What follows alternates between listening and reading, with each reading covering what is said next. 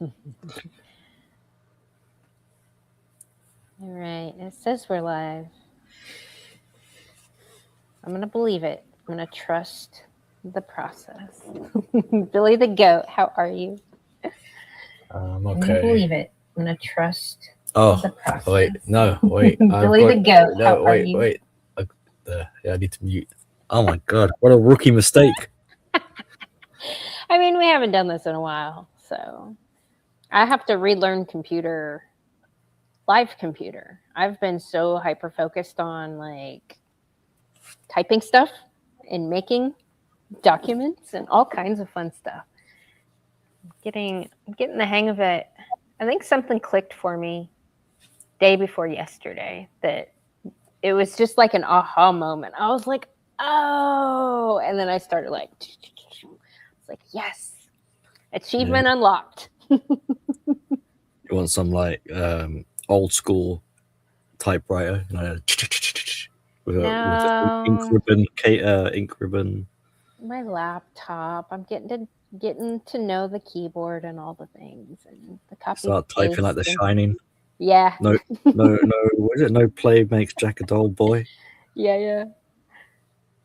So I have some things that I wanted to share that I think are amazing news.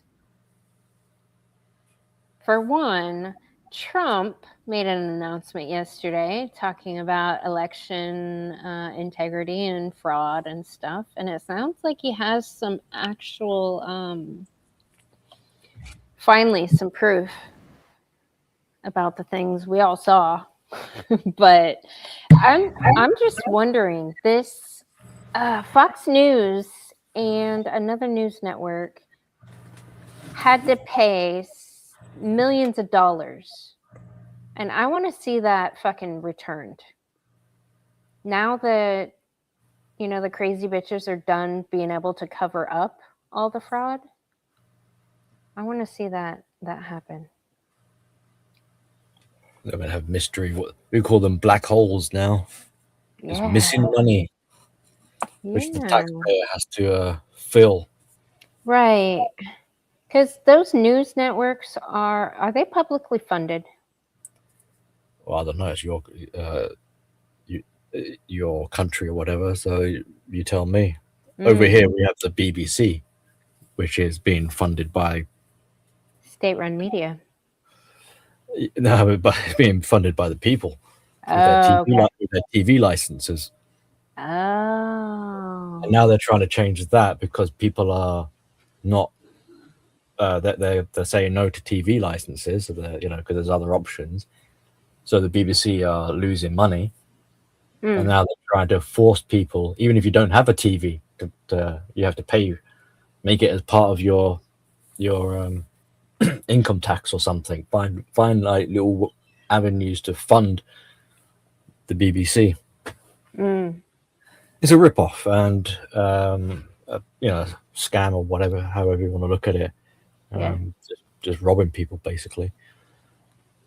Yeah. But it's not government funded. Government funded? And who funds the government? Taxpayer funded. The government doesn't make any money. No, they're parasites.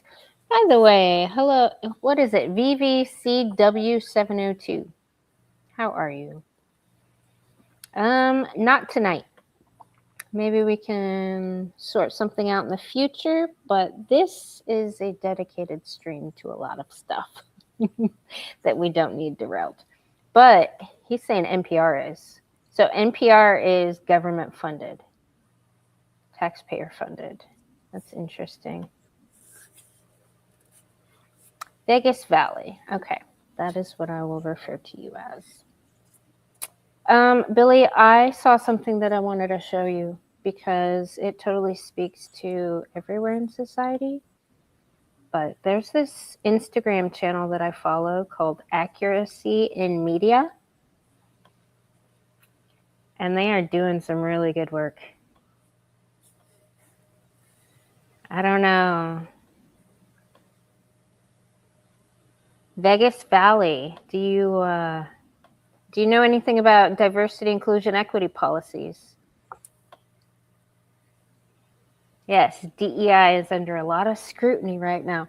So this accuracy in media gets undercover footage from all these universities that have banned DEI because it is well known that under the Trump administration, that anywhere that receives taxpayer money, any government entity is no longer allowed to participate in these racist and sexist policies and agenda. So there's a lot of people ignoring Trump's policy and breaking the law. But listen to this. And it's always these feminist fucking professors that are confessing the sins of the cult. It's so funny. So we've been really intentional about just reframing our work. We're still not doing anything differently. Many Americans assume that DEI has been banned at all levels of government by an executive order. In fact, DEI is proliferated in red states like Georgia on the local level with your tax dollars. We are currently transitioning directors. The work that we get to do right now is twofold. Very focused internally. Okay. Like organizational growth and development. Gotcha. We have an internal program coordinator who deals with all of the programming that happens internally. Which, Okay. Which is really important, especially when like creating or not carving out those spaces of just belonging. Yes, DEI is under a lot of scrutiny right now. And so how do we refine that? Absolutely. People aren't like, oh, let me put my part out. Yeah. And so we've been really intentional about just reframing our work. We're still not doing anything differently. Yeah. But how we talk and engage with people Exactly. really matters.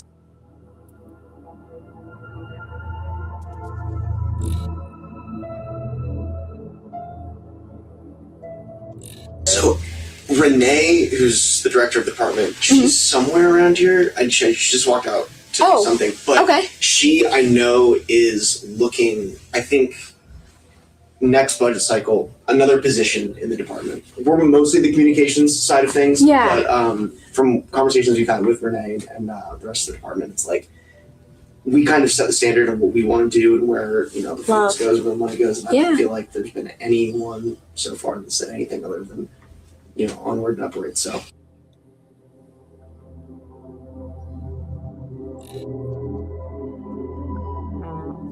Crazy. And I'm just glad y'all have like a diversity and inclusion office because.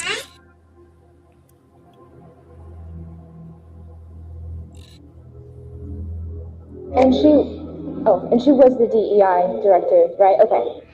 After Accuracy in Media exposed DEI on the local level in North Carolina, city officials were called to testify at the Capitol, and the legislature passed a state law prohibiting all DEI initiatives. Georgia must do the same.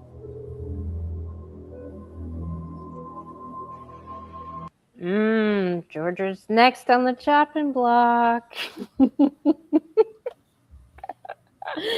I can't wait for that to come to Texas. So they're being sneaky repackaging, reframing, they call it. Yeah, reframing. Yes. Yeah. But not changing anything really. Just They're not. Just being more sneaky, more covert, as we say. Which is weird because anybody that steps foot in an environment, especially one that's had these specific agenda for at least 30 fucking years, can look around and see a disproportionate number of the people that have the jobs. Right. And So even though they keep coming in, they're like, oh, these must be the highest scoring test takers that we had, which is bullshit. Yeah. So is this the time where we sort of tie it into the title of the stream and start to dissect it? Yes. Because there's an interesting thing there, especially with the first clip. Yeah. The female that's listening is kind of like baiting, is encouraging the speaker to Yes. just spill the beans. You know what's crazy, Billy? These hyenas will see another woman and just automatically assume that they're part of the pack. Yeah, It takes them a long time to figure out that if somebody's not one of them. right. They just assume. So, well, there's a couple of different mechanisms at play, and they kind of clash. So you've got a lack of self-awareness. Yeah. So the hyena doesn't realize how open they're being. Oh yeah. They're already kind of high in openness anyway, as part of their personality. So they're just divulging all this information. Yeah. The assumption that the listener is on the same team as them, because there's a desire for them to want that person to be part of the team. Oh yeah. They're not really thinking of consequences, or they're not expecting to be exposed, or maybe even be that the way it was recorded doesn't seem to be. It seemed to be a little bit, under the table sort of thing. Yeah. So maybe they weren't aware that they're being recorded. So they feel like, so the hyena is feels safe and secure and able to just say whatever it is they want to say. Yeah. But what interests me, I think, the most out of all of that is the way in which the hyena, the DEI, I don't want to just keep saying hyena, The feminist cult members is not really talking. It's not just having a lack of self-awareness, but also extending that out to not recognizing that the other person they're talking to is an actual person. They're basically talking to a mirror. They're talking. They're talking at you. they're talking at you, but really they're trying to talk to themselves. So they got these beliefs, and if you listen to how she's speaking, that she's basically externalizing self-affirmations. Yeah. She's going over it again, but externalizing it to reinforce the doctrine. Yeah. So when you're doing that kind of that sort of procedure, it's hard to curate it at the same time, because you're trying. It's like revising for a test. Yeah. So she's not thinking about the other kind of factors of like, oh, someone might be listening. Oh, someone might be recording. Oh, someone might criticize. Oh, I need to be careful with my words here. She's just saying. She's just externalizing what's in her mind and her objectives. Like we're reframing, we've got to be careful what we're doing here. We're still gonna try to do things the way we've been doing things. So it's self-talk in the presence of a witness. So it's like so you notice it's like a confession. Yeah. Yeah, it is a confession, and it's so funny. And it's unfiltered as well, because it's running inside in the safety of her own mind. She doesn't need to. The idea of having to filter it or be careful or cautious doesn't occur to her. She doesn't think she needs to be. Right. She thinks she's in safe company. Yeah. It's not going to go anywhere. Yeah. And what she's doing is a good thing. And if there is a sort of like a little bit of consideration of situational awareness, she would be thinking, well, this is an ally, and I want this ally to be thinking like how I'm thinking. Right. So if I'm talking to myself and kind of reinforcing this ideology, like the self-affirmations, like a cult, then I'll want this other person to be a carbon copy of my beliefs. Yeah. And that's why the other person that was listening, for us, she sounds like she's taking the piss. Yeah. She's listening, going, "Oh yes, tell me more. Oh yes, exactly. Oh yes. Oh yeah, right on, sister. Yeah, girl power. It's so disingenuous, so kind of fake. Where most people would be like, would Are realize, you fucking high? Yeah, like you would call her up on it and be like, "What the fuck?" Like, yeah, I thought this shit was illegal. Yeah.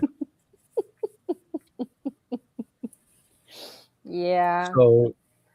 So tying it to your catchy title there, are they these dumb female enough?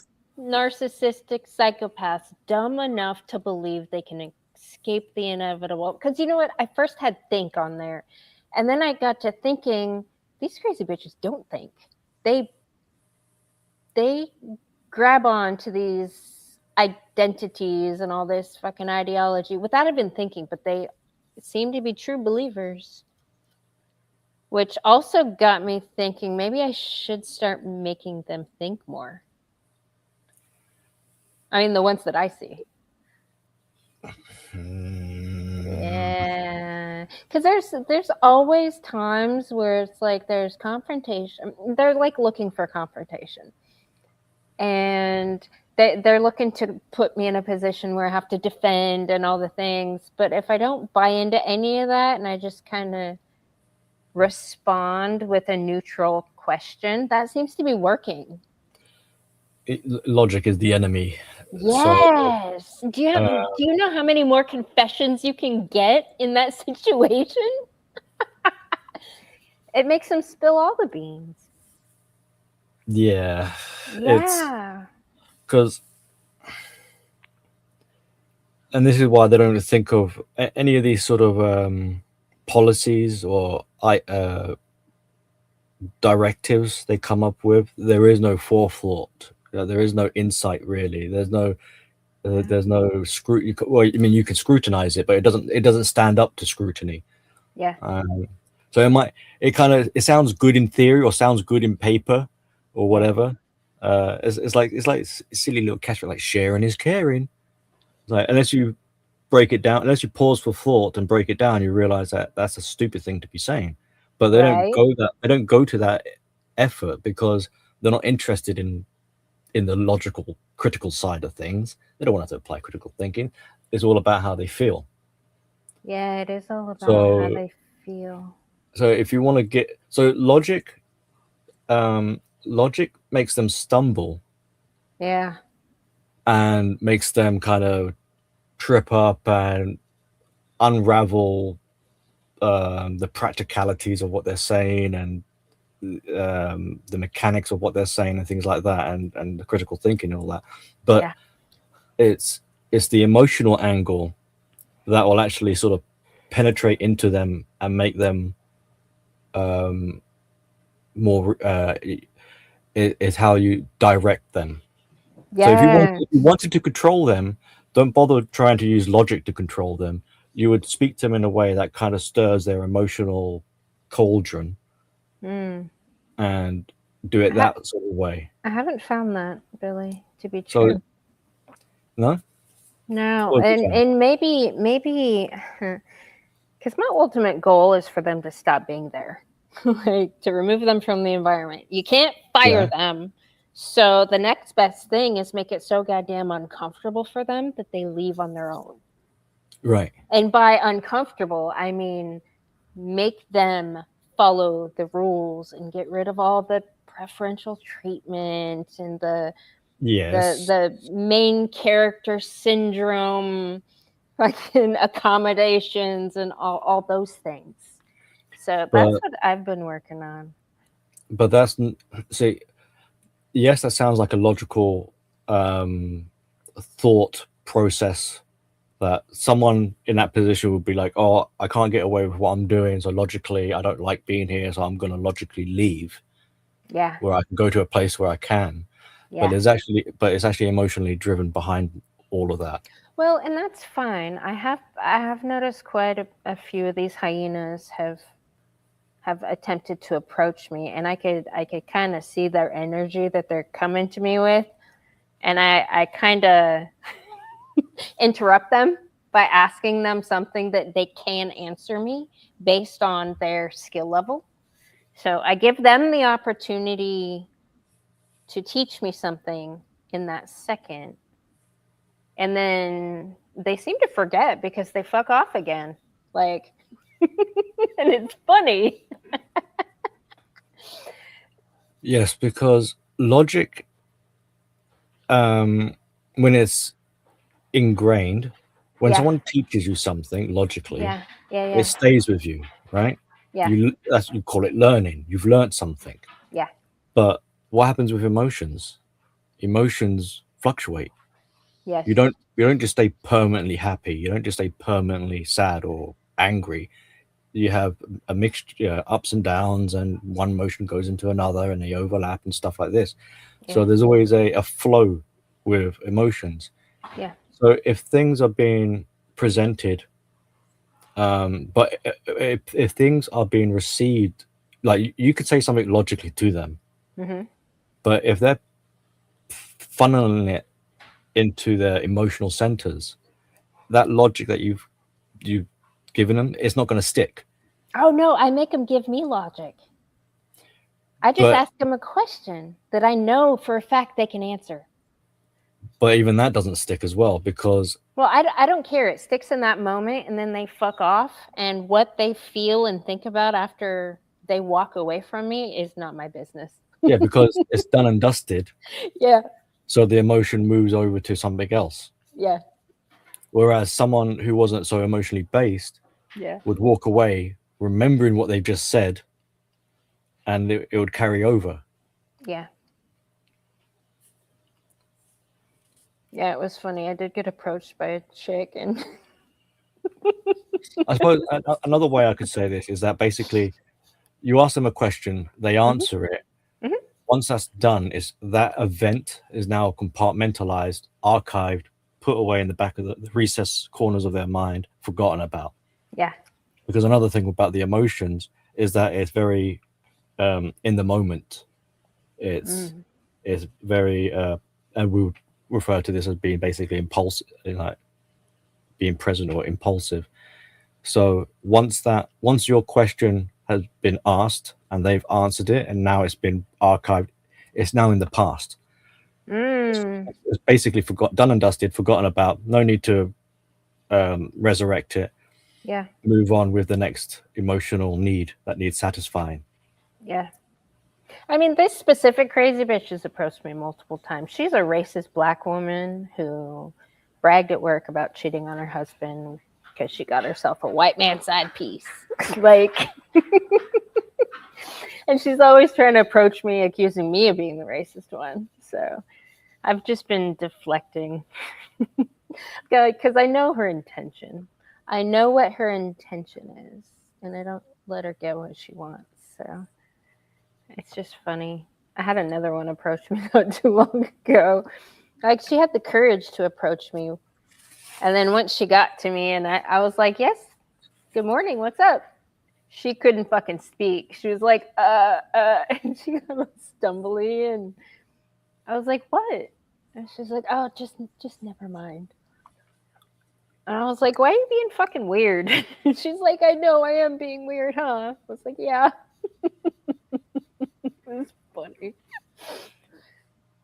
These dragons think they're so big and bad. But they're just little children, I think, ultimately, inside. You start to notice Yeah. the more into this kind of emotional literacy, psychology, and things like that. Yeah. You stop listening so much to the particular words that are being said, but it's kind of like you're listening you're looking out for the vibe. Oh, So- yeah. I can feel their energy when they're approaching me. Right. And you get, so this is where you can kind of get a discernment from whether or not someone's actually a good listener or not. Mhm. Because are they actually like using a critical ear, not just like a critical mind, but like a critical ear to listen to what's actually being said to them? Yeah. Or is there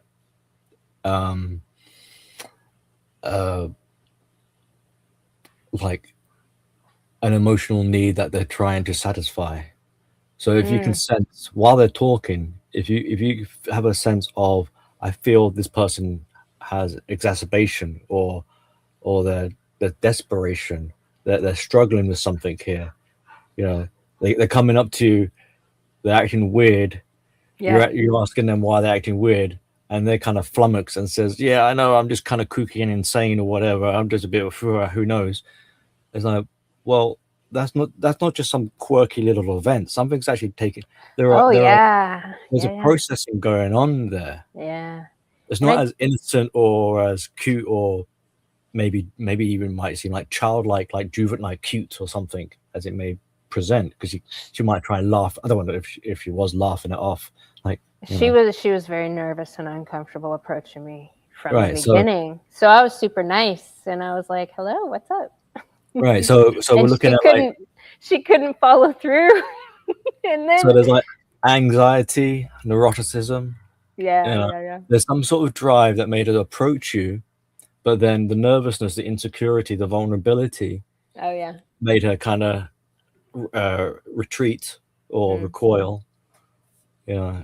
Well, because after I said, like, she's like, yeah, I know I am being weird. I'm like, you've never been weird with me before. What's up?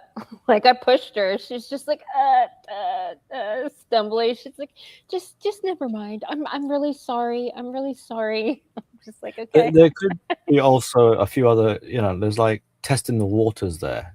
Oh yeah. So the objective might have been literally just to make contact, to see how, like, would you bite her head off? Like, are you in a good mood, maybe, and just kind of like trying to gauge you a bit better to see. So it's kind of like a preemptive, like, maybe she has something she wants to approach you with later on.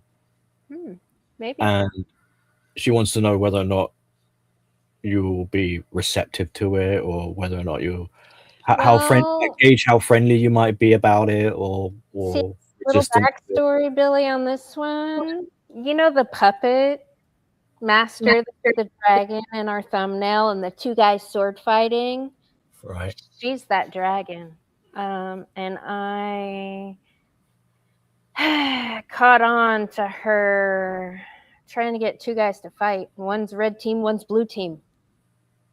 She was dated one, got rejected by the other, told one thing that, red team guys would hate to hear about another man, and then told the other man blue team shit that blue team men would hate to hear about the red team. And I fucking talked to both of those dudes, and I put a stop to it. And now neither one of them will ever talk to her again or be alone with her again, because they don't trust her. Yeah, that kind of stuff. Like, it's this sort of making under the table alliances, triangulating. And she was trying to, just trying to orchestrate and position people as if they're pieces. And now both of them told her, I will not speak with you alone because I can't trust you. I'm sorry. I need to protect myself. Yeah. And it literally took a 5-minute conversation with both of them, and they're like, okay. Yeah, I'm not going to go after that dude anymore. Like, I see what the problem is. Yeah, it makes it's not, it's kind of, I want to sort of say, like, I'm the sort of the wuss pussiness of being like, well, I'm sorry you have to go through this kind of shit, but it's not, it's not really an apology, because what? I don't do it's not because it's not my fucking company. You don't work for me, so I don't make the environment, so there's nothing really for me to apologize. But it's unfortunate that people like yourself, or anyone in that kind of situation, because you go to work to do some work, to earn money, to make a living, to pay the bills, right? Yeah. But I think a lot of people find out that the actual work side of things is probably the least problematic element of the work environment. It's all the other shit that they have to put up with that just makes their life more difficult. I think only if it's female dominated and you have women in charge of all the people. Because that makes it worse. It seems to be true. I mean, the amount of fucking gossip. I actually got very disappointed in somebody the other day that I expect better of, I guess. Because the amount of gossip. And gossip is poison, Billy, and poison is a woman's weapon. Yeah. So hear it come out of a man's mouth, that's a thing I have a hard time. It is. Like, I'm like, It- damn it, they got him. Damn it, because Yeah. I don't. My job is not to combat men, and there's been a couple that have been trying to combat with me, and I'm like, you're not mine to sort out. There's But it's disappointing because this guy is a genetic descendant of where Shane lives. So I expected better genetics, but he seems to be a feminist puppet at the moment, and I can't understand. what you're discussing there can go off into another stream. I don't know if you want to do that at some point of like being contaminated or being influenced. Crazy bitch infected. Yeah, being Yes. brainwashed or whatever. He's infected. And why does this happen? You know, Yeah. like why does gossip? Because everyone probably would say, oh yeah, gossip is bad. If that's the case, then why do people do it? You know, so there is, and it's not. This isn't to justify it. So I'll just kind of try to encapsulate it just for the sake of this stream. But if you want to go into a more deep dive on another stream, you can. Gossip and innuendo and all the other toxically feminine. It's basically a subject of like why are people drawn to drama? Why would people drawn to gossiping? And it's because it's sort of out of the ordinary. Because especially for vulnerable people who are maybe survivalistic minded, you know, they're in that kind of category.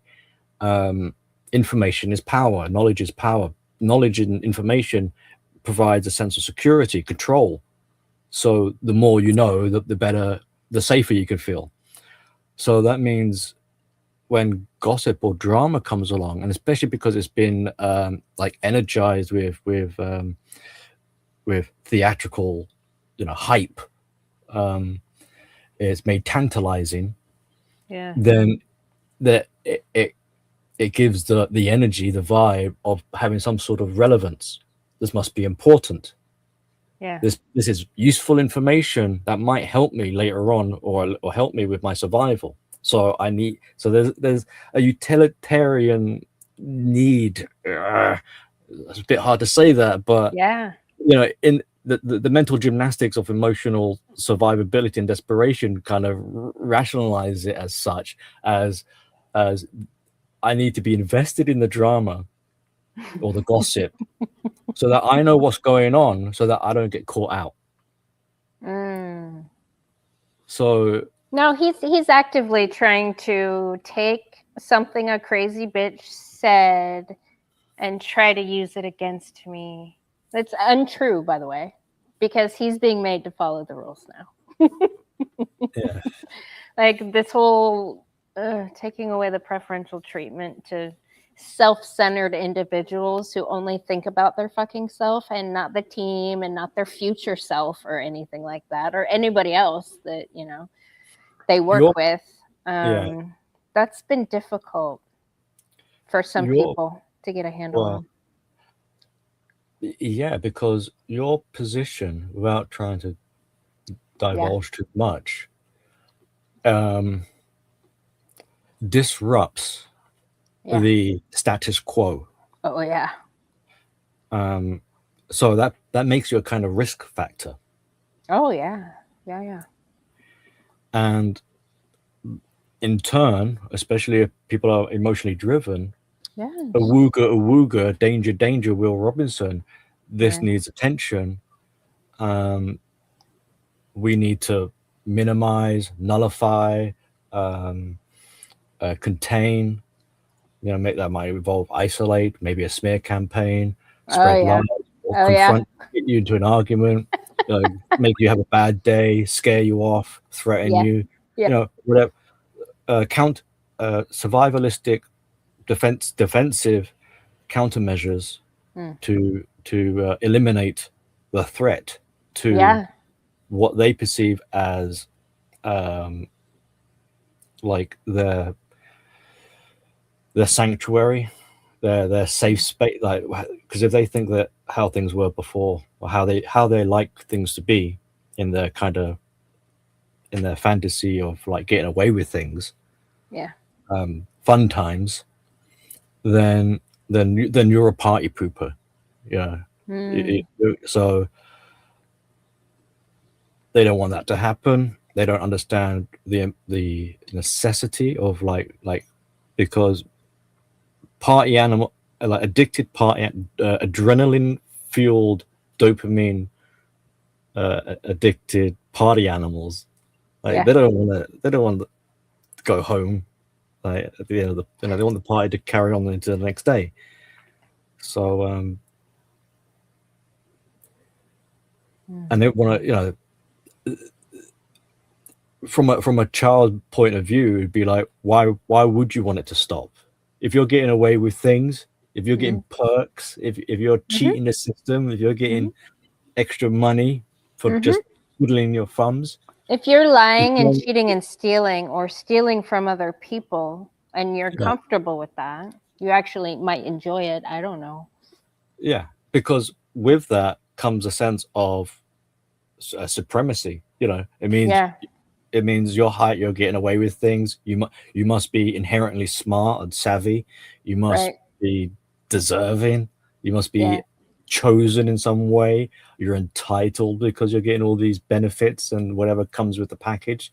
So it just feeds that ego more and more, and makes them like more arrogant, haughty,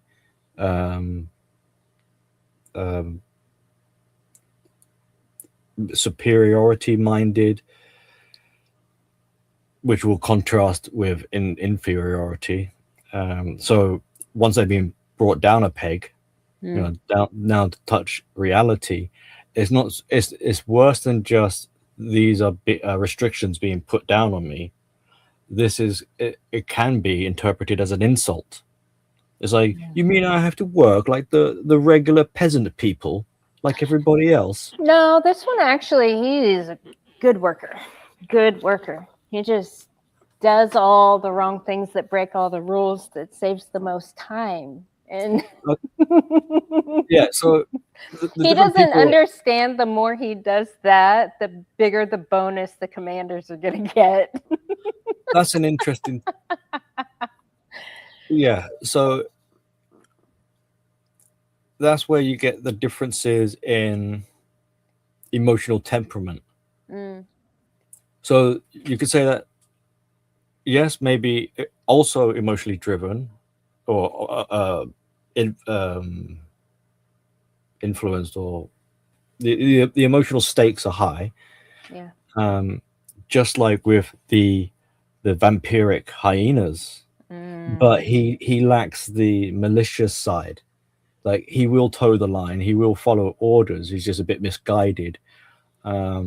I don't know. I used to think we were on the same page as far as competency and efficiency and all the things. And then I started learning that his customer service is just not where it should be, because he's more concerned with time instead of doing everything right. So I don't know. He seems to be, I mean, he's got the Colt's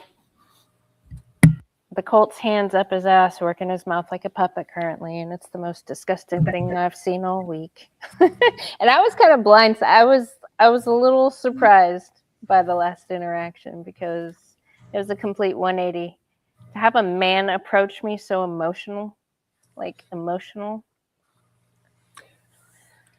just like, a safer way than maybe to say this would be like, everyone, this ain't limited to just emotionally people, everyone has pressures from different directions, from different things, clashing. And you mentioned that his focus seems to be on like time, and you had the impression that he was competent, but you're finding out that actually he's got bad sort of customer relations, or how like interactions or something like this. Is that right? Like dealing with customers is. I mean, it could have like just poor social skills. It depends what you mean by that, but yeah, no one's perfect. Everyone's a bit rough. Yeah. Everyone has things that need to work on.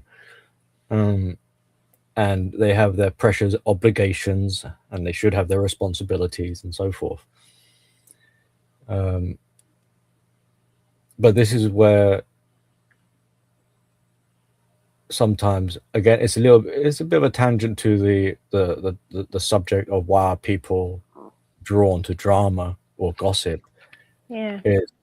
It's also like why people might try and shortcut their way out of these pressures.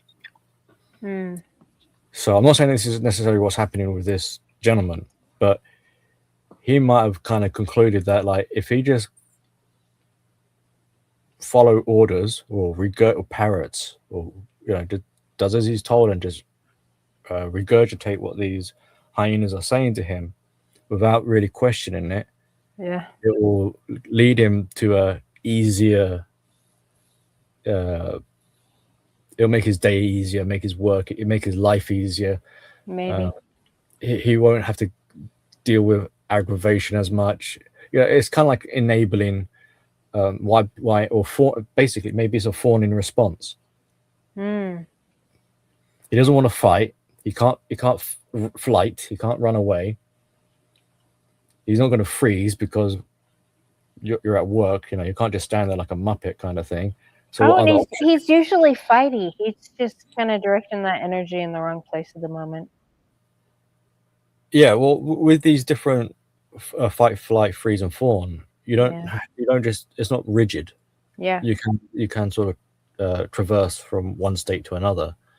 And I do kind of see why he believes he's doing the right thing.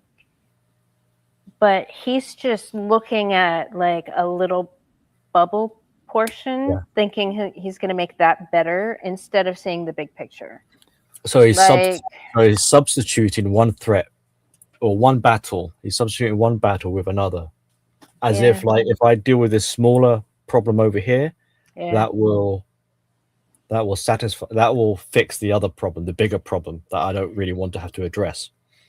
Well, no, he thinks he's addressing the bigger problem by doing this thing the opposite way in this little, like, it's so weird. Yeah. It's a funny way of, like, problem solving. Yeah.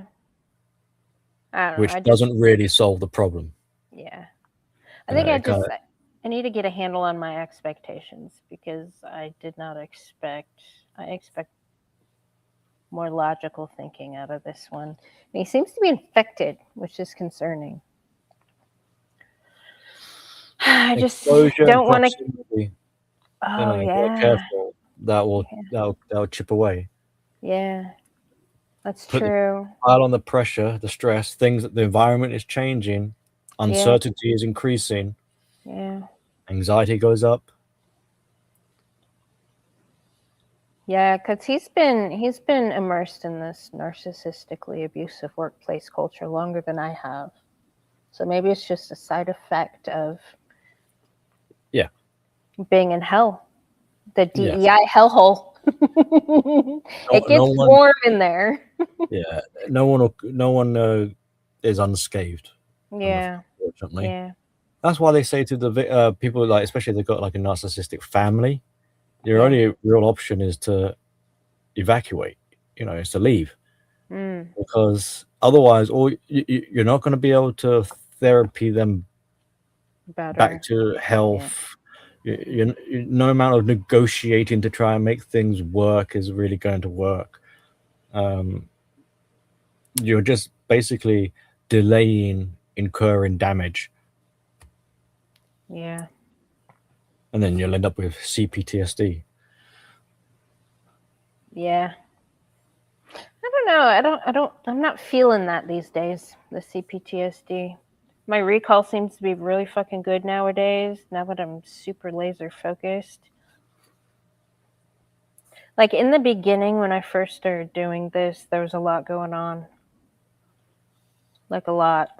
And I was being tested a lot, and I feel like a lot of that isn't the same as it was. Or it could be in denial, Billy. Who knows? You Who knows? might- I just know that I have the sharpest tongue in my environment. And I don't want to kick the poor little puppies that these crazy bitches are charging up to come after me. I refuse to do it. I think I can get away without killing any of the puppies. I don't even think I have to kick them. I might push them over a little bit. Maybe. No, you don't. Yeah. So, like in the narcissist language, sector or whatever, Yeah. they are their own worst enemy, really. Yeah. So when you get out, people like to talk about karma, and when will the narcissist get karma? Will justice get them? Even in your title, can you escape inevitability? Yeah. Well, those things will happen when you get out of the way. You've got to let nature take its course. If you're there kind of because this is like your work environment, so there are caveats or exceptions or whatever, but as a general rule of thumb sort of thing. More like I just deflect. I see what's going on there, and then I extra double down on holding management accountable. I punish the leaders for the behavior of my peers. That's what I do. Because ultimately, it's their responsibility. So you are sort of sidestepping out of the way then. Yeah. Right. Because if you were to interject yourself in the way of that, then management, they'll be channeling through you to do it. Oh, management would love for that to happen. Like, right, they're just waiting. They're like, ooh, and all the crazy bitches that are friends with management are like, ooh, let's get these two, what they would consider white people, to go after each other. And no, that's not happening. Yeah, so so in your case, you're kind of like sidestepping it, but generally, for consequence to happen, targets, victims need to get out of the firing line. Yeah. Otherwise, they're the ones that are going to take the bullet. And it's kind of funny. It's kind of ironic. It's kind of for the victims of narcissistic abuse, they don't like hearing that because their own narcissism gets in their own sense of justice gets in the way. They want to be the one to deliver the killing blow. They want to restore their pride and all this. Yeah. And they hate hearing that it was never personal. They hate hearing that. Yeah. Because it feels personal. It appears personal, but it's only until you go through the studies and you've listened to enough people like myself talk about it that you realize that it has nothing to do with you. Yeah. Just like in that video clip you played earlier, that woman listening, that was like that was coaxing the confession out. Oh yeah. She wasn't she wasn't being spoken to as if she's a real person. She wasn't really there. It wasn't personal. Yeah.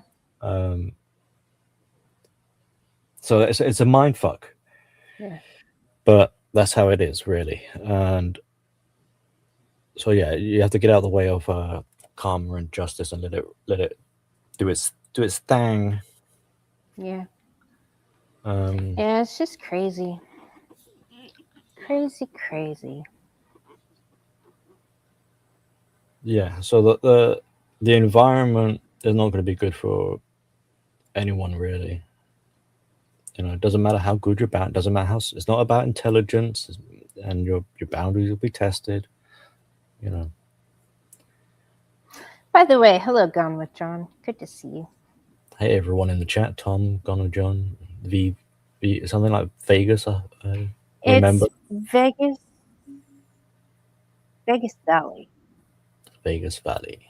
Yeah, he is an Italian dude that, he just said DEI is garbage. Feminism is garbage. See, that would be a fun conversation one of these days.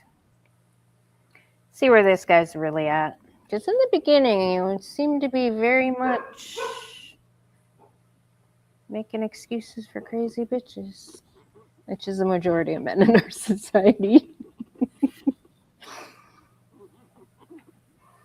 No, I think things are going well at the moment. I was going to mention that along with everything we're discussing and these patterns of behavior, there's also, if you want to say, like cycles or phases. Yeah.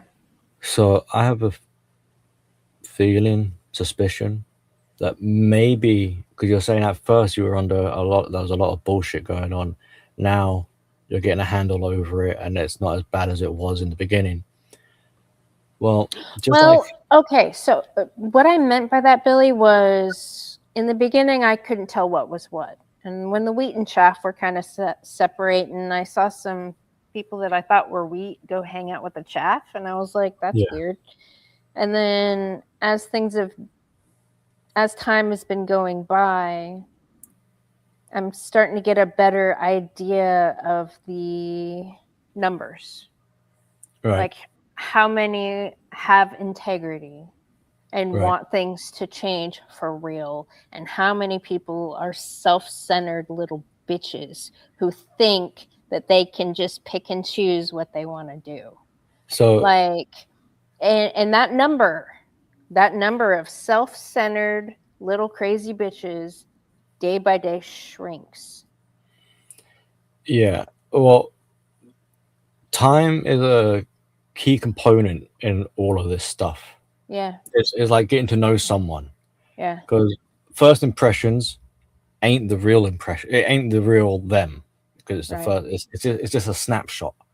Yeah. And over time, that's why you get to know someone, right? So the mask slips.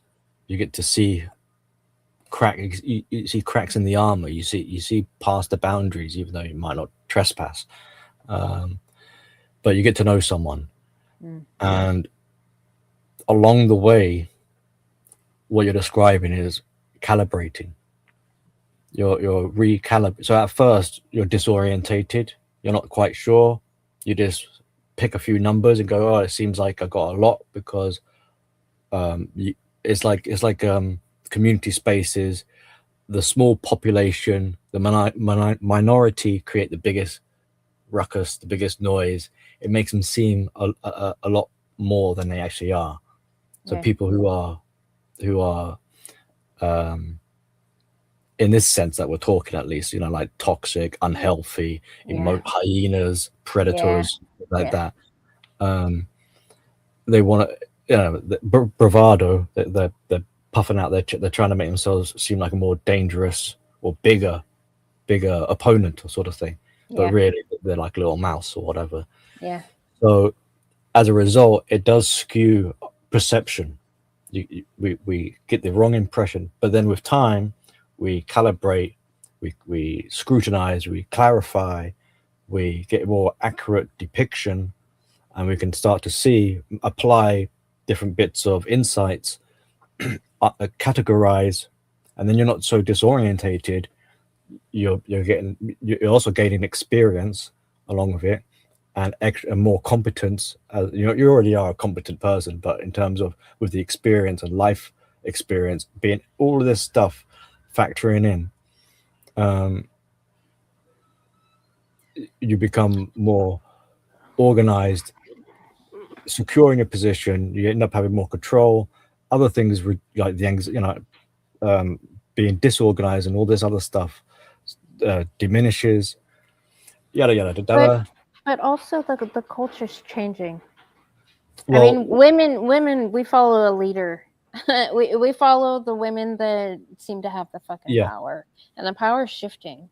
Well, so I was told in the beginning I needed to set the standard, and I knew people would follow what I did. And those numbers are increasing. So the microcosm of your work environment, reflects with, or is in tandem with, the macro of the wider world. So there are connections, and the guys in the manosphere occasionally sort of point this out, but they haven't really articulated it in such a way where it's like, if you've been running the playbook of manipulation for so long, and it's no longer working as it Yeah. once was. Yeah. It needs a revision. It Yeah. needs, it's like so just like how we're discussing and people watching, we're all here as a kumbaya of discourse and trying to calibrate ourselves and share information and knowledge. Yeah. They're probably doing the same sort of thing, but maybe not on a such a open public scale version.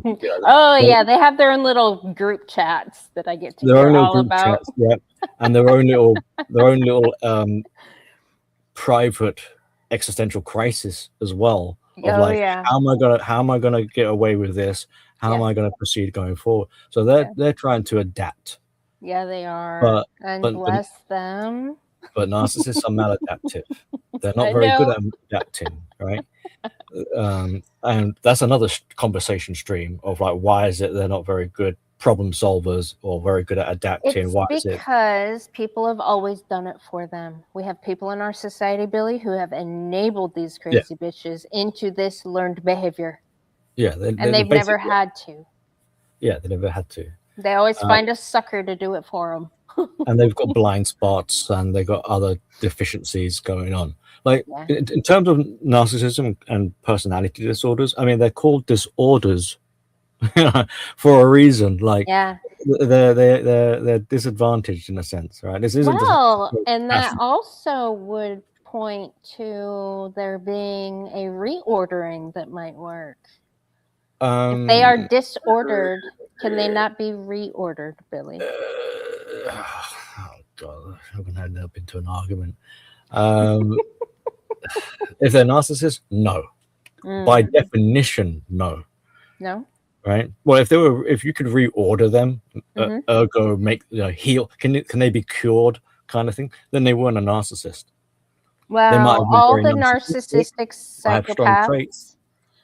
Well, then I don't really care if they can be reordered. They're gonna have to leave then, if they can't sustain. Right. So if we're talking about flat out, full blown, NPD. Yeah. Right up to Kazi or whatever, then no, there's no hope for them. Yeah. There's not. Their way of being is already perfection in their mind. So they're not gonna. I mean, they might. You might get them in a headlock and force them to behave.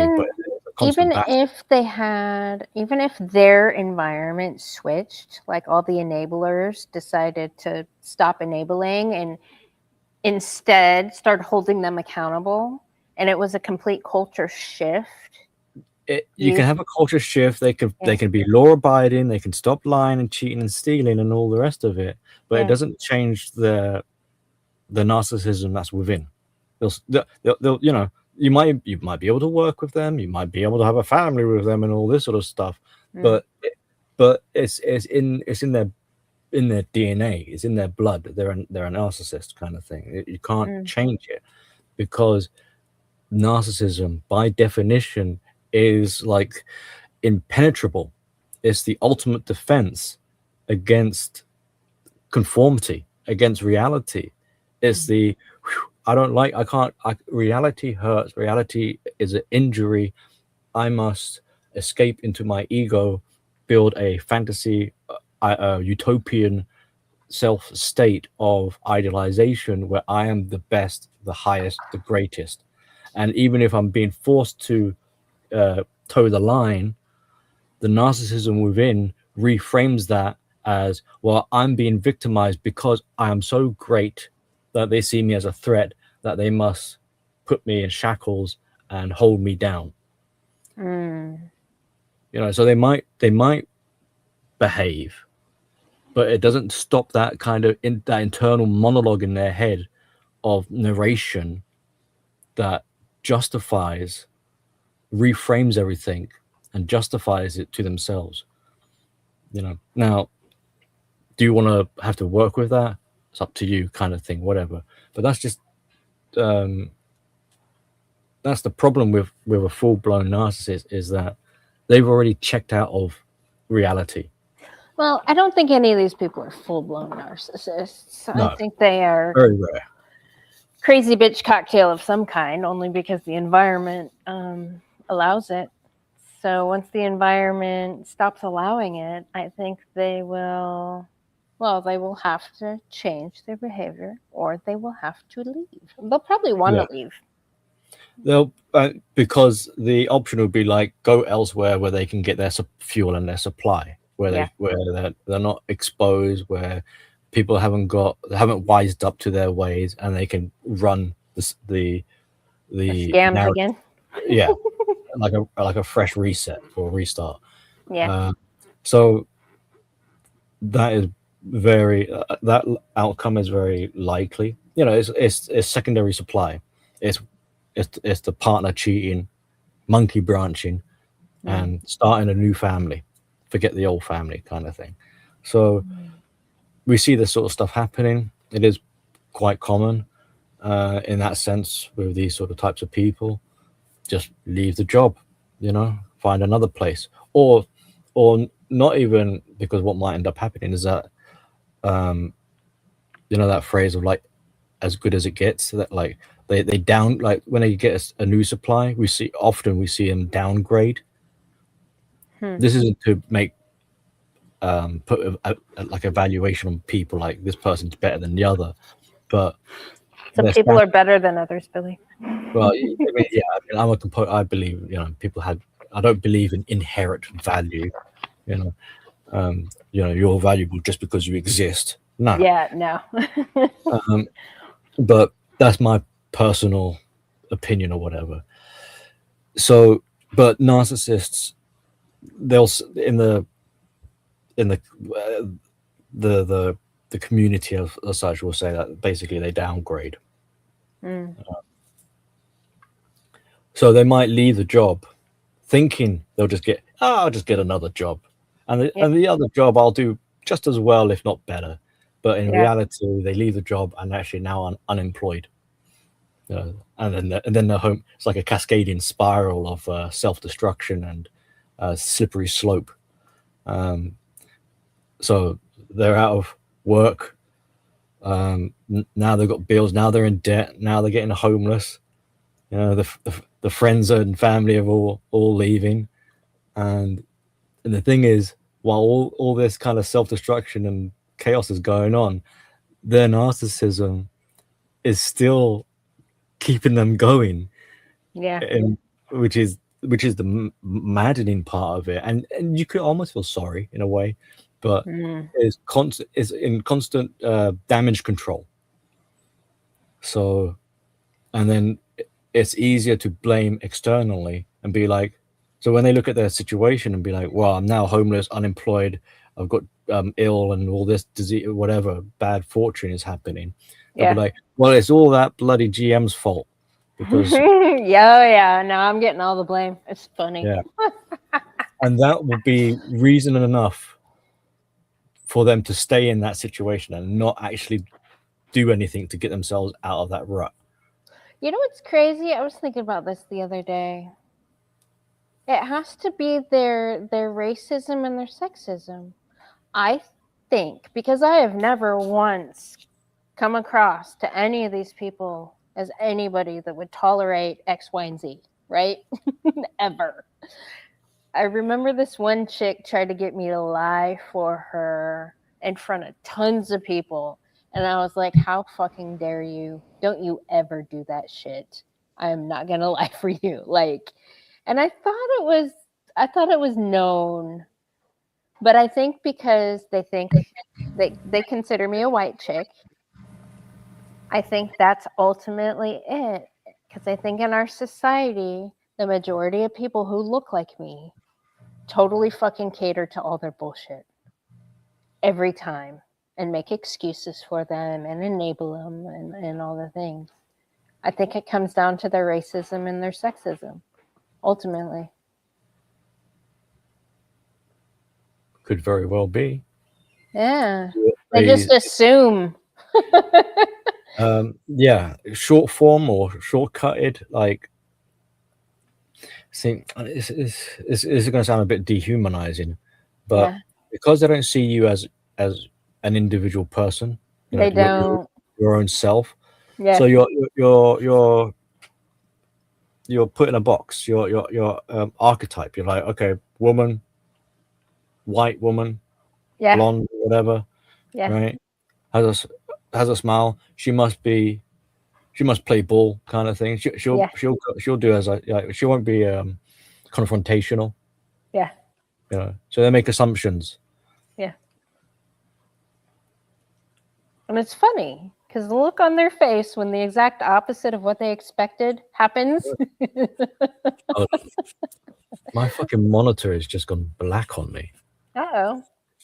Hello, I should have said, by the way, like I was having internet problems earlier, so if I suddenly disappear, okay, I'm having technical difficulties. Technical difficulties. But now I'm looking into the black void. I can hear you, but I can't see anything. Okay. Well, I can still see your avatar. Yeah, no, I'm sure it's just my monitor. Maybe it's gone to sleep or something. Yeah, Contriver would be so proud of me that I'm getting really good at typing language. You're gonna be writing sonnets. Oh no. I have other plans.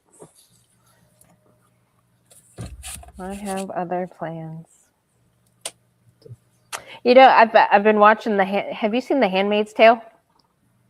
It sounds familiar. So it's this total feminist type of show where it's like in the future, which maybe it's now, in the beginning of it, because these people activized for, because the birth rate was low and it's a worldwide problem, and they were blaming the whores of our society, the women of ill repute, and this group of people were using the Bible to bring back babies and all the things. So they made this, first they fired all the women from their jobs, and then they cut off their bank accounts. So the only access to their money was the male next of kin. They had to go to the men for that.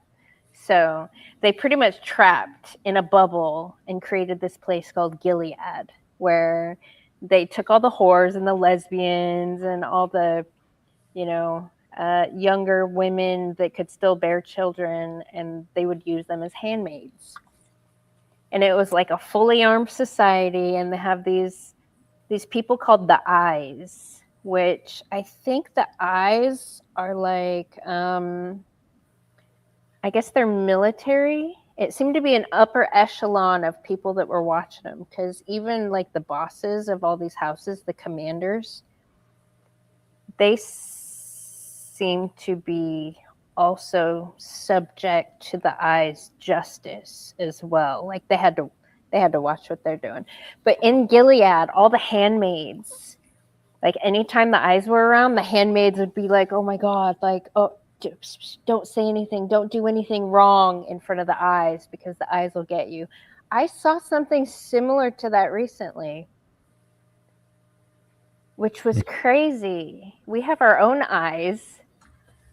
And I saw all the lying crazy bitches like freak the fuck out when they were around. And I was like chatting with them, and I kept walking by them, and they were nice. But it was just funny how the lying, cheating thieves were behaving. It reminded me of the handmaids that were trying to break out on that show. That becomes a quite a common sort of debate in the narcissist community, is like whether or not is the narcissist aware of what they're doing. They are absolutely fucking aware of what they're doing. Because on the one, but the thing is, this is where it becomes a debate, because like on the one hand, it seems like they don't. Oh, they do. Yeah. They are very intentional. But then sometimes so no, they're very intentional. Yeah. No, it's great. It's great. Yeah, these were out-of-state Eyes. These weren't localized. They didn't look like our Eyes. It was kind of funny. I was happy to see them because they represented a demographic of people that are actually competent in our society. So instead of the cult that just seems to have taken over everything.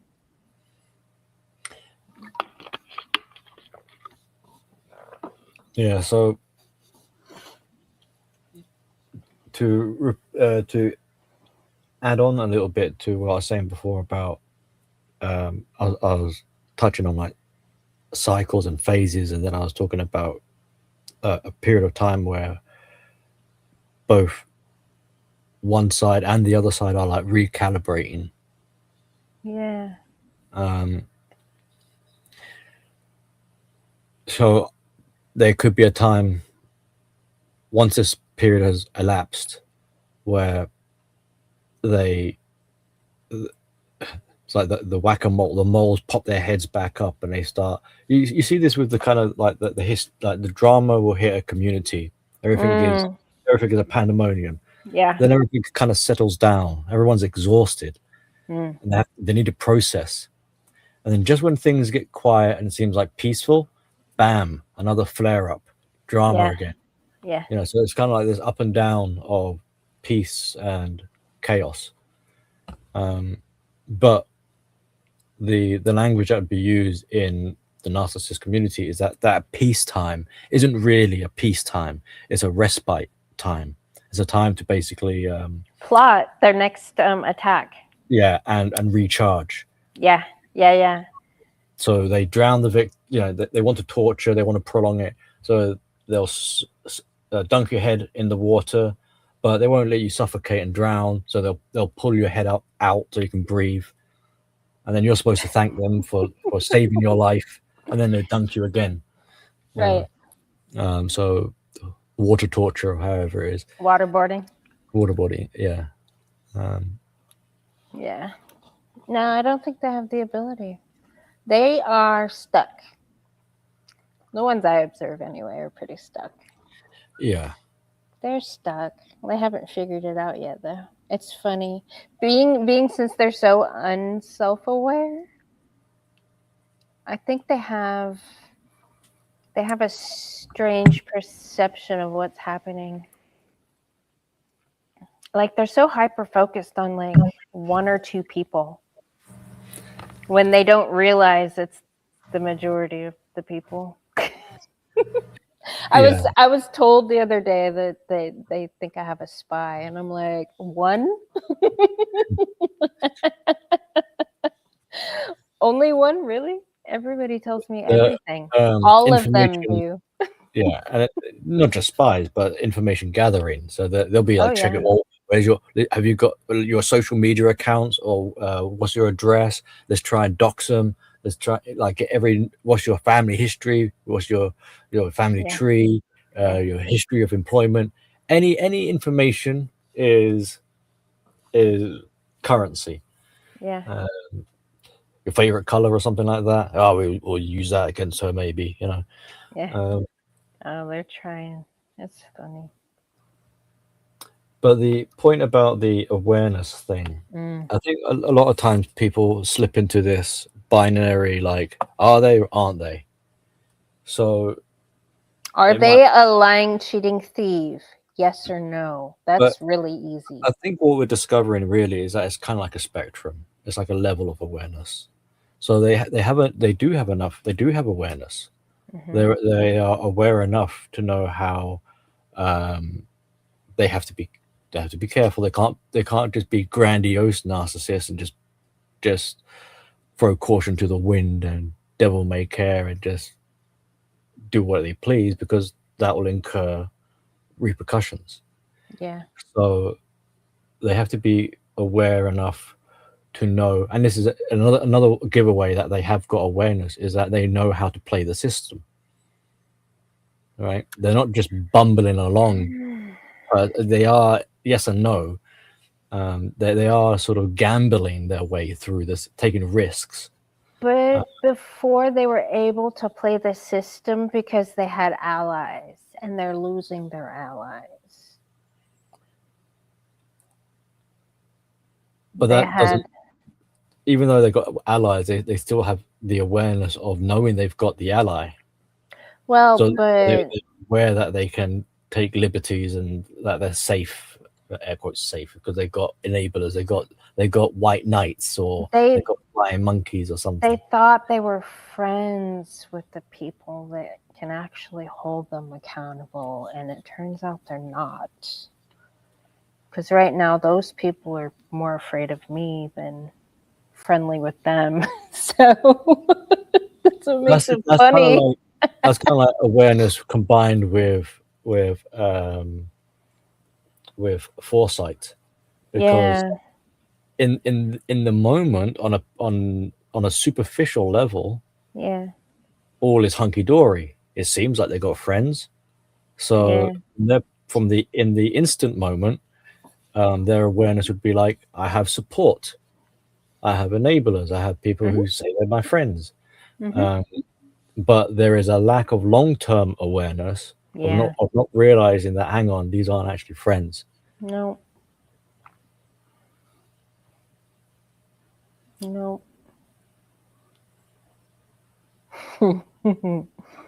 So, but as time changes and circumstances change, their awareness will start, like survival will kick in. They're quick to throw each other under the bus. Billy, I kick a hornet's nest and the hornets start fucking stinging each other. I don't understand.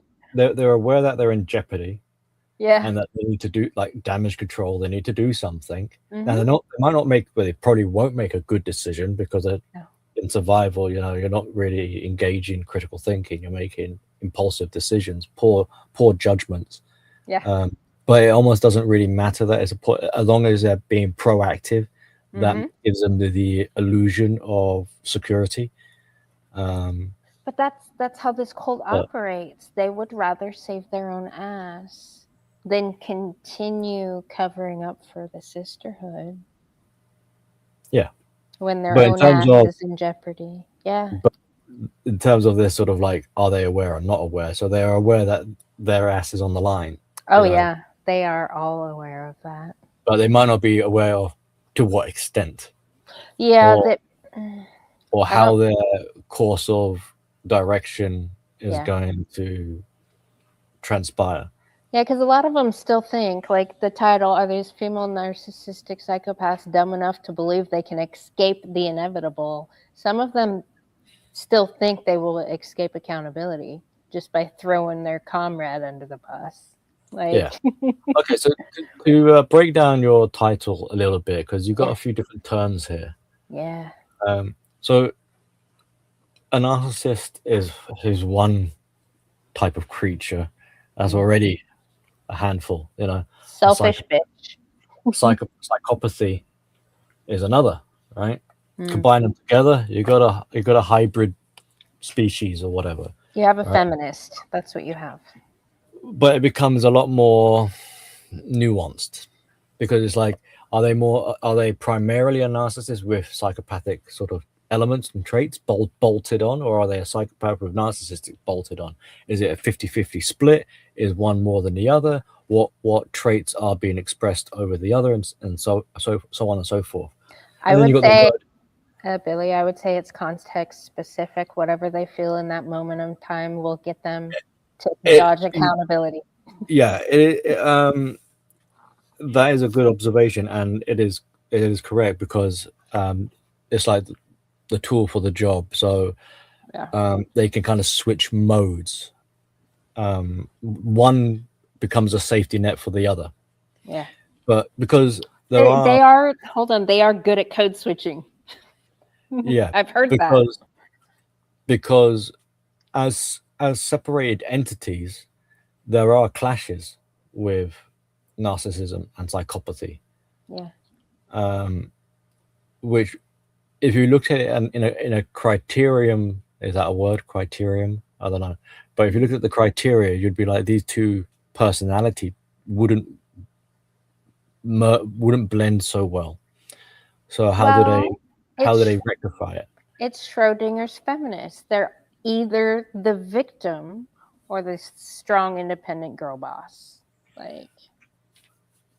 Yeah, but So that's kind of like what the narcissist would that's their sort of print their philosophy. They are the master and the slave, but the psychopath doesn't really care. So if they were more psychopathic, they wouldn't care if they're the master or the slave.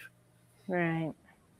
But they still share this idea of maybe control. But the reasons behind the control differ between the narcissist and the psychopath. So it's not so much that the traits that describe what you're dealing with, it's the reasoning behind it. What's the engineering behind what is being observed. But and then you got the word inevitable, which what do we mean by inevitable? We kind of touched on it with like karma, justice, consequence. Yeah, accountability. Yeah, play stupid games, win stupid prizes. Yeah. The only way they can escape is if they leave voluntarily. If they want to stay for the torture, it is completely up to them. I have plenty to dish out. Generally, yeah. I mean, they crawl underneath the rock, kind of retreat, withdraw. No, they'd actually physically have to never show up in that environment ever again to escape the torture. Yeah, I mean, some might go so far as to relocate. They leave the state or whatever, leave the town. Yeah, they can leave my town. A lot of these people are from the fucking city, and they bring their fucking city bullshit. I mean, difference between a small town like I live in, everybody knows everybody. Like, I see so many people when I'm out and about, and they don't get that in the city. So I think they feel less pressure to behave themselves, maybe.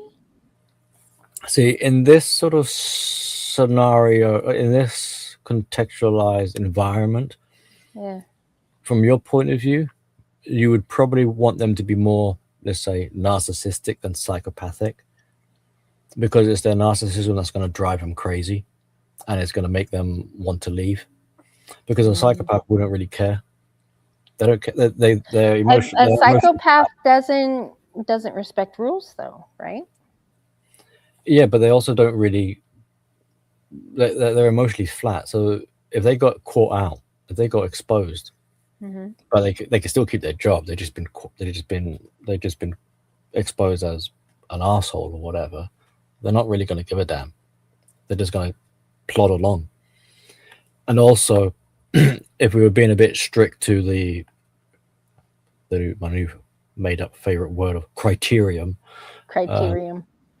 of psychopathy, is that they're very hard to detect. So if they really were if they were more heavily psychopathic, they would probably be able to blend in without. So they'll be able to follow the rules. The psychopath isn't going to be so rebellious in that sense. So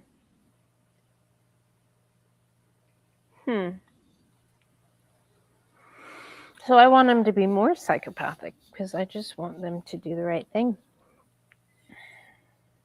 In some ways, yeah, you might get less like air quotes like problems if you were dealing with a psychopath, because they can work, they can do things. They're not like, there's this Hollywood interpretation that they're like serial killers, with a knife, tin in the shower scene, Psycho, and doing all this sort of mad shit. But that's just extravaganza. That's just for cinema, like like a true. You wouldn't know if you could spot a psychopath, then they're not very good at being a psychopath. They're supposed to be like undetectable, really. That's how chameleon like, or blending in, that supposedly how they are present, kind of thing. But I mean, quite often it's said is that what ends up giving them away is this weirdly, they seem to be too normal. they blend in too well, which is what kind of alludes that, hang on, you're dealing with someone who's just too normal. They can't be right. It's just a bit too odd. So that's one of the telltale signs, apparently, of a psychopath. I mean, But what's normal anyway? Psychotic cluster Bs. No, That but seems to be the norm. but they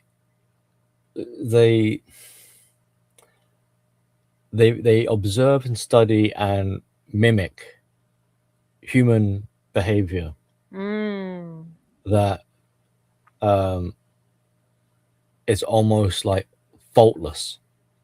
It's too well, because humans are sloppy, and we all, a normal sort of human will have traits, little bits that are maybe not quite not necessarily acceptable, as in like they're bad people, but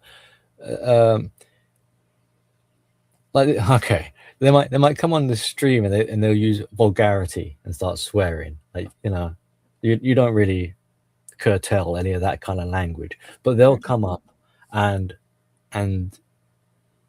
they'll be aware that there's an audience and maybe speak proper, so to speak. They want to make a good impression, so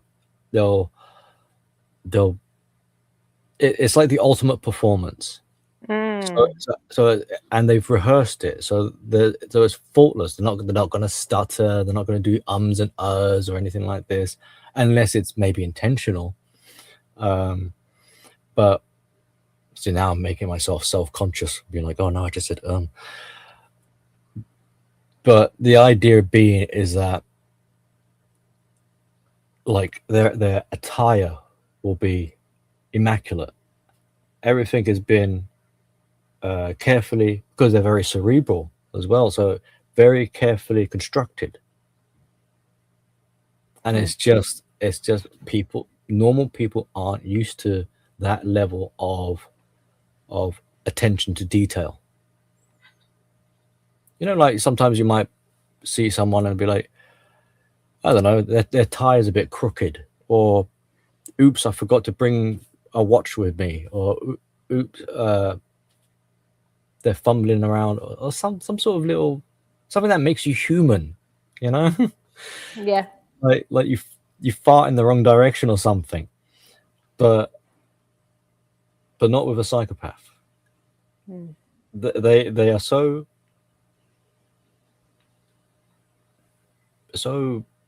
well, that the facade is so that I'm saying the same shit over and over again here. Yeah, they're perfect, Billy. They're fucking perfection. Right. So to the point where it's a bit kind of like, hang on, this ain't right. It's a bit kind of deep.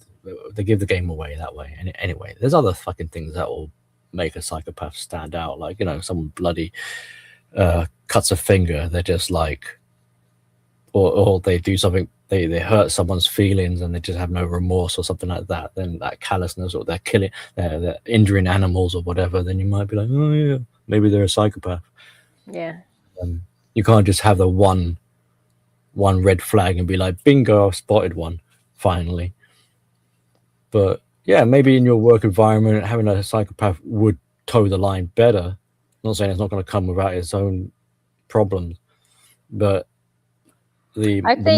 I think in my environment, I'm the most psychopathic that I've come across. Oh, here we go again. I'm a prosocial psychopath. Not Billy. this shit again. except the animal herding. It goes against my spiritual beliefs. Now, crazy bitches, on the other hand, I don't even see them as people. So maybe I just redirect that energy elsewhere. But yeah, so the combination of the narcissistic, psychopathic does make things extra interesting. Yeah. See, the way I see the feminists, they fucking hate men so much, man. That's where I see their psychopathy coming out. How much they just want to hurt men. And they don't care. Everything's for the sisterhood until the sisterhood steps out of line, then it's attack them too. So that's more of a narcissistic thing than a psychopathic thing. But the wanting men to kill themselves? Yeah. Because the wanting men to kill themselves? Yeah, more of a narcissist. Because it's the emotional component to it. If it was more logistical, then I would be saying, okay, maybe psychopathic. But it doesn't seem to be a logistical argument. We hate men. Why do you hate men? Because men is toxic masculinity. Because fuck the patriarchy. Why fuck the patriarchy? I don't know, because fuck the patriarchy. So there's no real reason to fuck the patriarchy? No, we just hate it because fuck men. So that's all emotional reasoning. So you don't see psychopathy as the underlying factor? It's not saying they won't utilize parts of psychopathy to achieve this goal. Well, you said didn't you? Hold on. You said the Nightcrawler was psychopathic. He's a psychopath. He's not a sociopath. Yes. Sorry, John. Okay. But these crazy bitches get people. They put men in those positions too. They lie. They would love to see them all dead. They would finagle some shit like the Nightcrawler did, so they didn't have to get their hands dirty. That's not psychopathic. Ooh, now you are kind of swaying into the sort of psychopathy a little bit there. Yeah. I mean, no, they're predominantly narcissistic. That's why I would say it first. Yeah, but the idea of utilizing people to do big time. I mean, case in point, I saw two men sword fighting on a panel, and some crazy fucking cunt, Katie, was getting off on it and encouraging it and stroking it to happen more. I would put that crazy bitch in that category. So if they're using people, and not just people, but if they're utilizing things in an instrumental way, yes, then that kind of belongs more in the psychopathy camp. Yeah, a sort of a loose fence to either side of the fence to be on here is, look, narcissists emotionally not see, borderlines are very emotionally based, right? But narcissism is defensive, is survival defensive. Psychopaths don't care about their self-preservation. They're not defensive. That's why a psychopath doesn't care about being caught. And that's why a psychopath will take bigger risks. They don't care. They wouldn't even care if they ended up getting themselves killed. They'll just be like, yeah, shit happens. I got caught. I ended up dead. Oh, well, whatever. They're emotionally flat in a sense. Right, but if they weren't already a concoction of other cluster B traits, I'm just saying that they're not specifically one thing at one time. They're a mixture of all the things. That's why we call it a cluster. Yeah. Cluster, right? Yeah. So yeah, they're all kind of related. They're all sort of like, if it was a house of horrors, they're all adjacent rooms to one another. Well, they know all the tactics, so it's like a Swiss Army knife of how to get what I want in that moment. Like they try all the things to get their way. Yeah, I mean, I did toy with the idea of like the evolution of like cluster Bs, because I'm pretty sure like narcissism today is a different flavor than it was eons ago. Yeah. You know, like look at the rise of social media, like that allow them to spread their supply sources. You know, they can get dopamine and attention seek, their selfies and all this sort of stuff. So they're getting different digital fuel and digital supply. But a crazy Swiss Army bish. Yeah. Yes. I mean, it's a Very good tactic. description. It's a tactic that they employ tactics depending on what they think will work on individuals. Yes. Yes. I had one. Man, I watched her be all histrionic and be super sexual towards a dude. And then she tried to get she wasn't getting her way, so she started being victim. So then she wasn't getting her way, and then she started being like overtly fucking dominating. And I was like, Jesus, I'm just like popcorn watching it unfold, like, Yeah. like you dumb bitches. You know, I mean, all women have all those things within them. Yeah. Because these behaviors are rudimentary. Yeah. It's going to sound a little stupid here, but it's kind of like these are like primordial, you know, like you have nature creates an organism, a creature.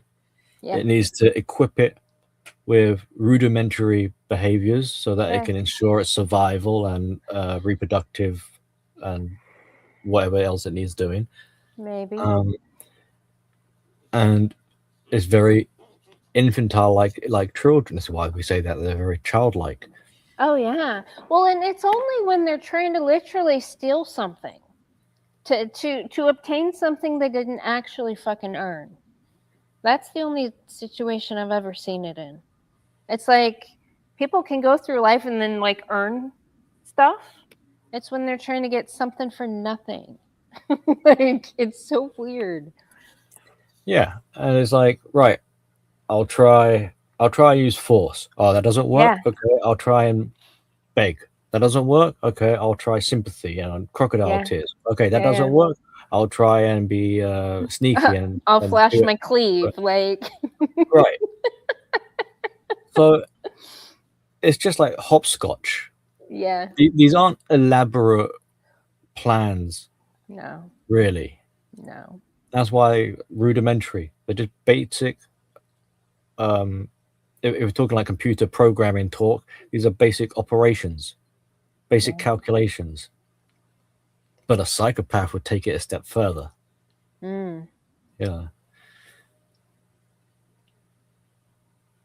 Yeah, I was thinking about coercion and theft, like physically stealing.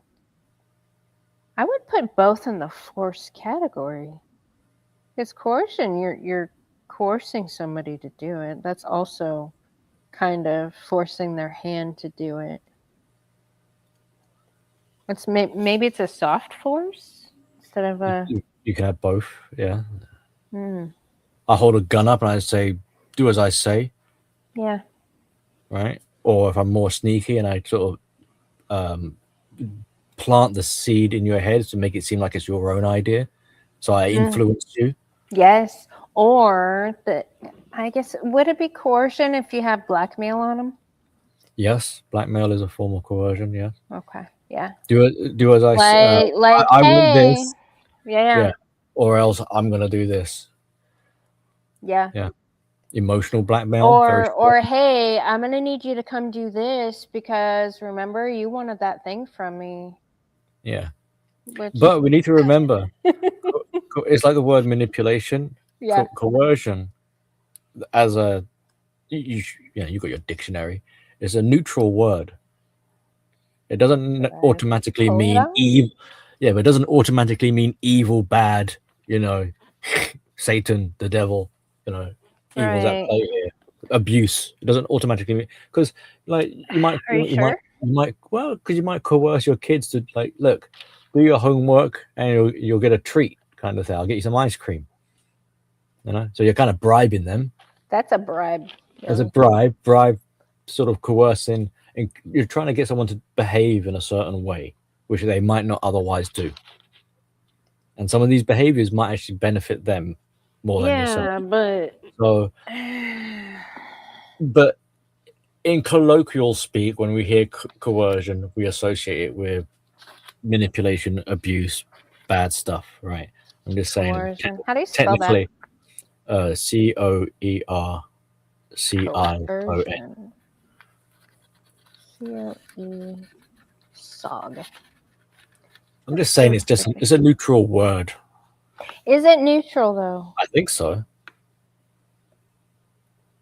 We'll find out. It's the way in which it's being used that determines whether it's a negative or a positive. Okay. Coefficient.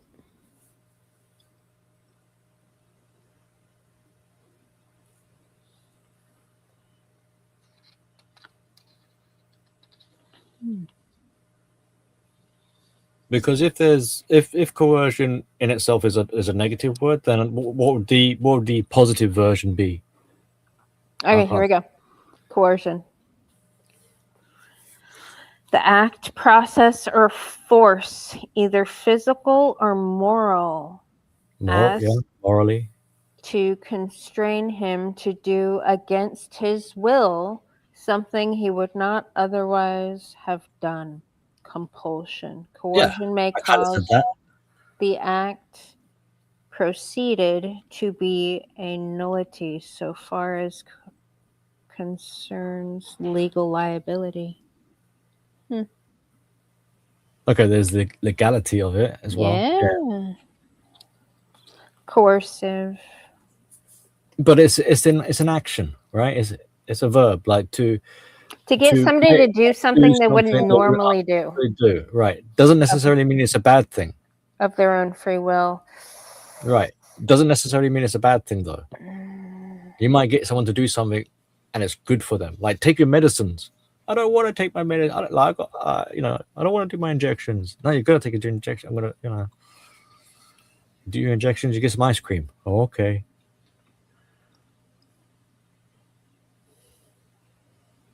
Coercive force. The demagnetizing force necessary to remove the residual magnetism of a magnet. I don't know. Is it neutral?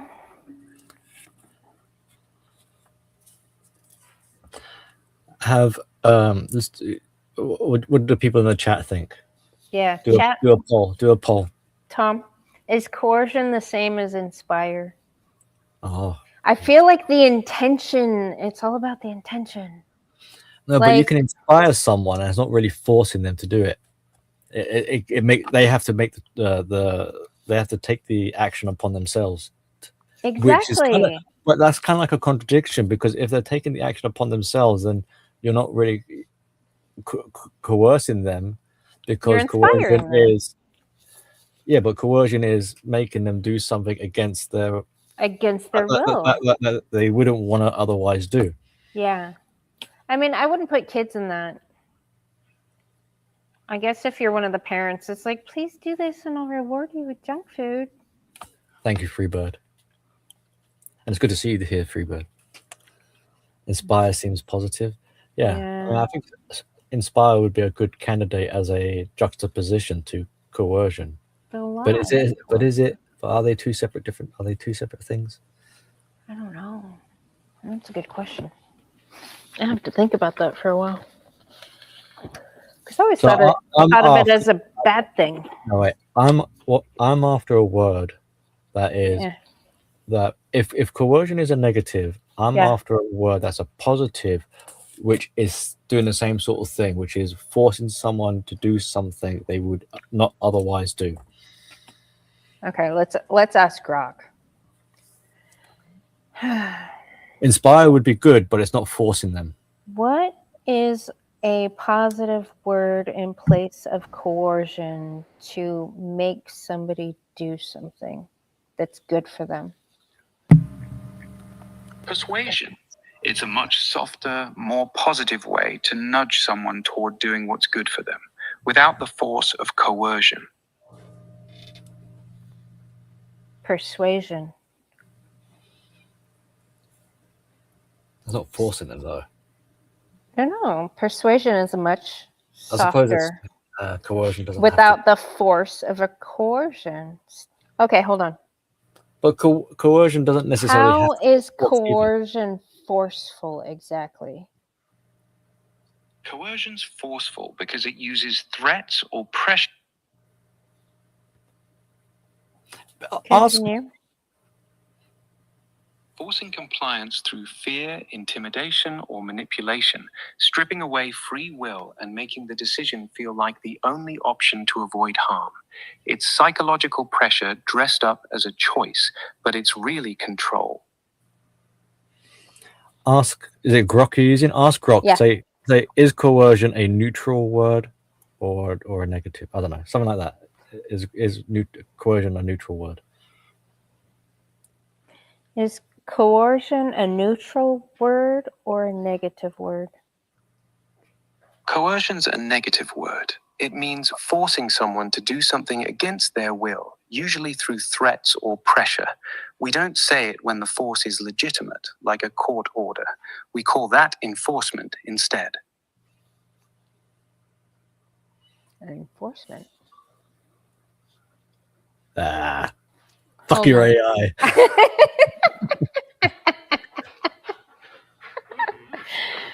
Tom said you could trick someone into doing something. Criminals require something much stronger than persuasion. Yeah, Grok just said it, enforcement. Oh, maybe it's a spectrum. Like, okay. Would it be coercive to get your child to do something they don't want to do? No, not necessarily. Kids often resist things like homework, vegetables, or bedtime, but guiding them is part of parenting. The key is whether you're using force, threats, or manipulation, or just reasonable boundaries and encouragement. If it's for their own good and done with care, it's not coercive, it's responsible. Where do you draw the line in your situation?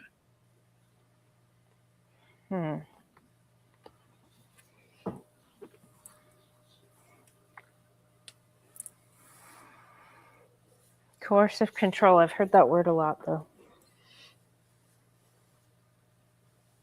In the narcissistic abuse realm.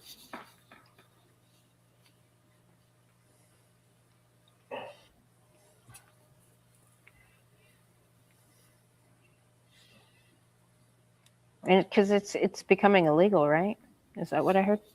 Yeah, over here it's big time. Yeah, Really? it's almost as bad. Well, it is as bad as just a false accusation. So right up there. Okay, so you guys have punishments for false accusations in the UK. Not in the sort of framework of like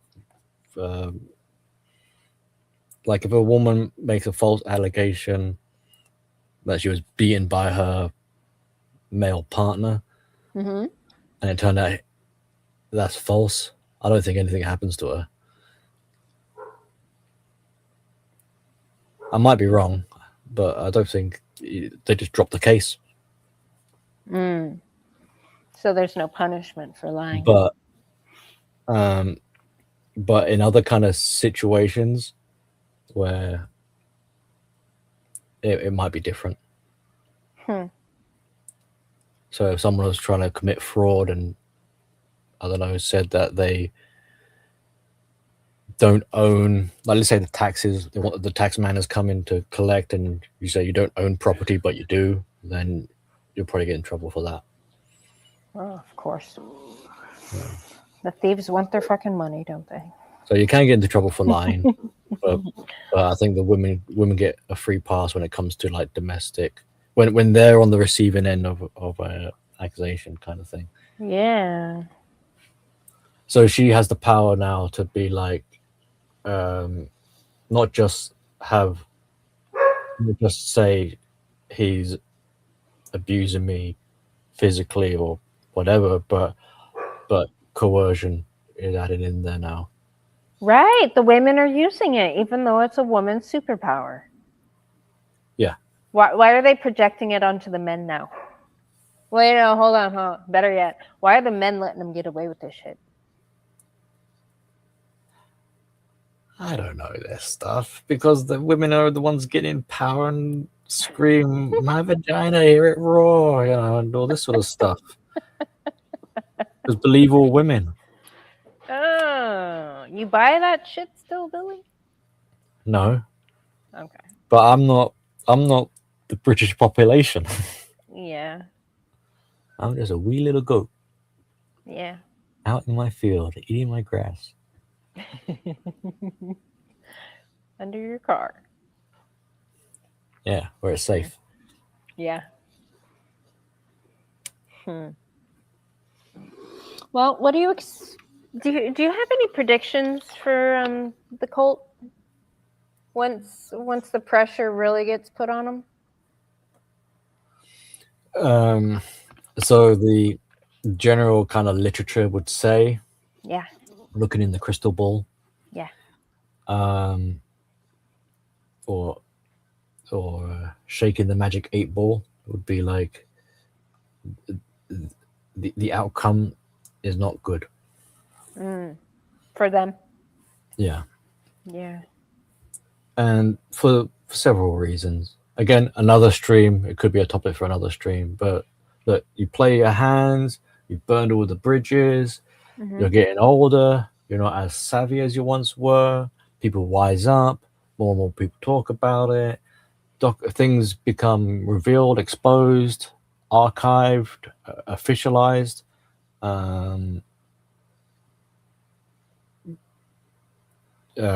You incur damages, like psychologically speaking, maybe physically as well.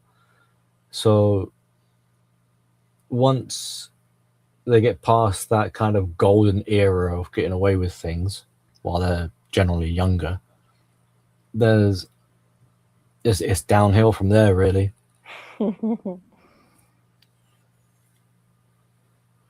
And it's kind of like a snowball effect.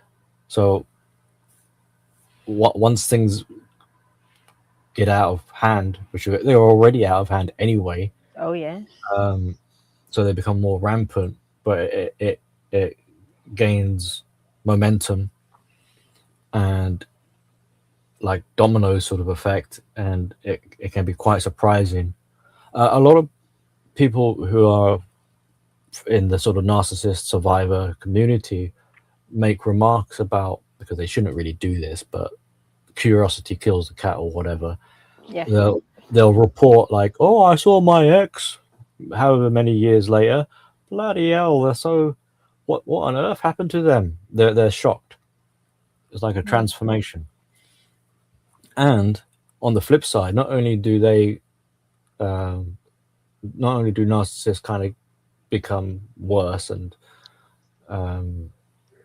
harder to deal with and all this sort of stuff, and their life becomes chaos and crazy and crap, but the victims often report back, they'll call it surviving, going on to I hate it when they say this, but they go surviving to thriving.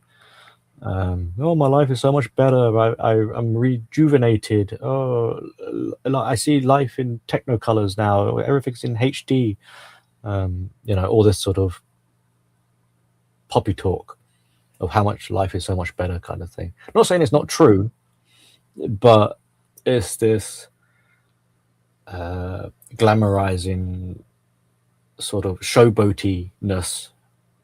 There's like it's a snobby behavior, in my opinion. It's just like like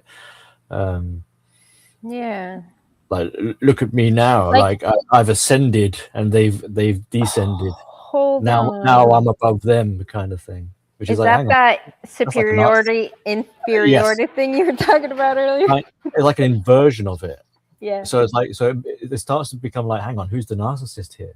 Right. Because you're now snooping on the supposed narcissist, putting them down, like laughing at their misery, and you're boasting about your successes, and how wonderful your life is and how perfect and all this sort of stuff. So it's just,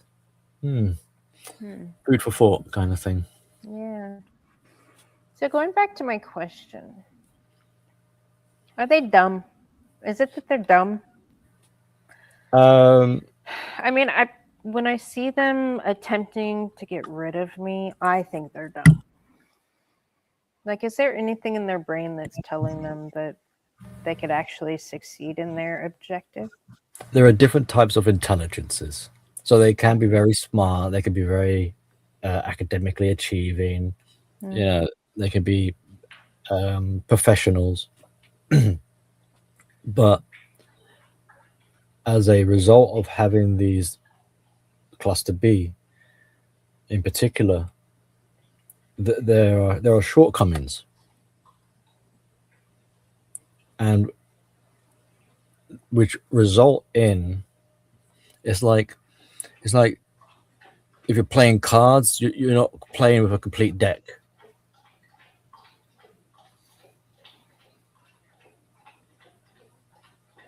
You haven't got all the tools.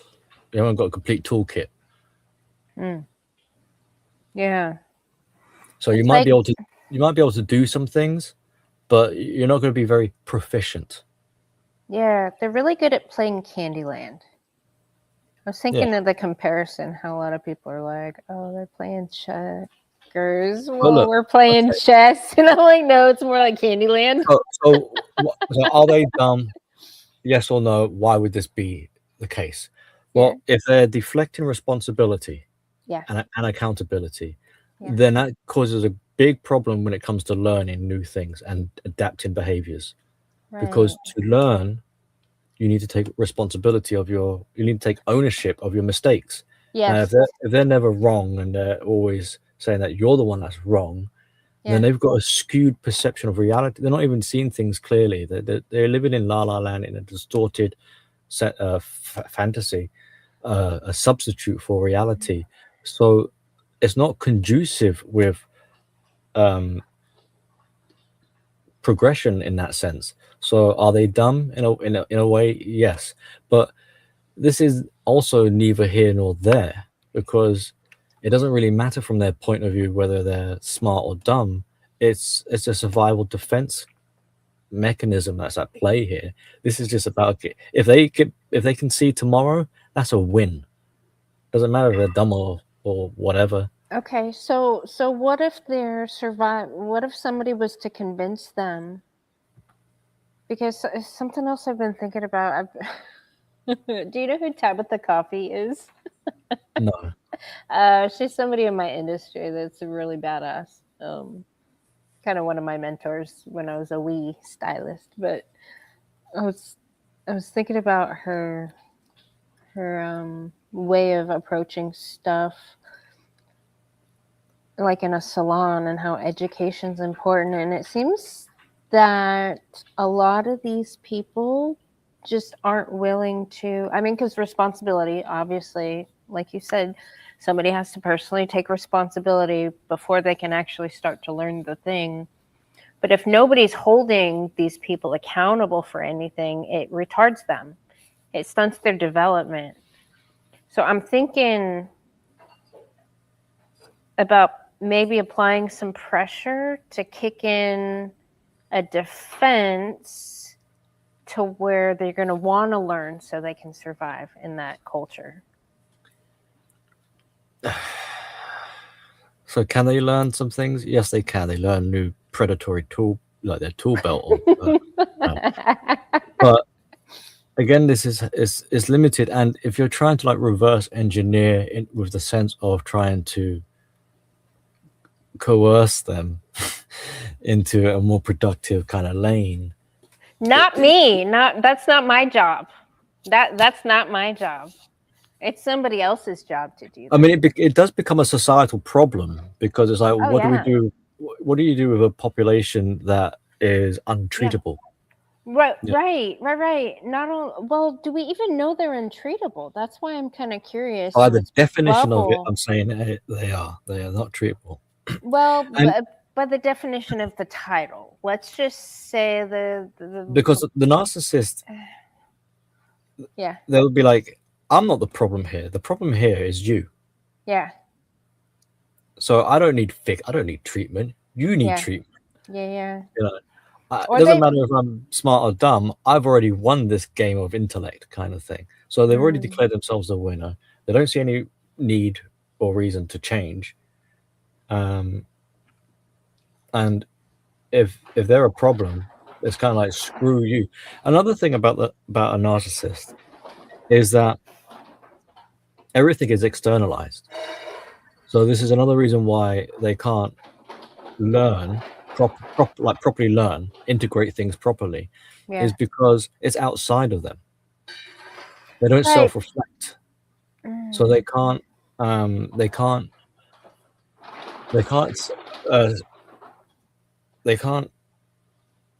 look within and see what needs changing. Instead, they'll look outside of themselves and see what needs changing around them.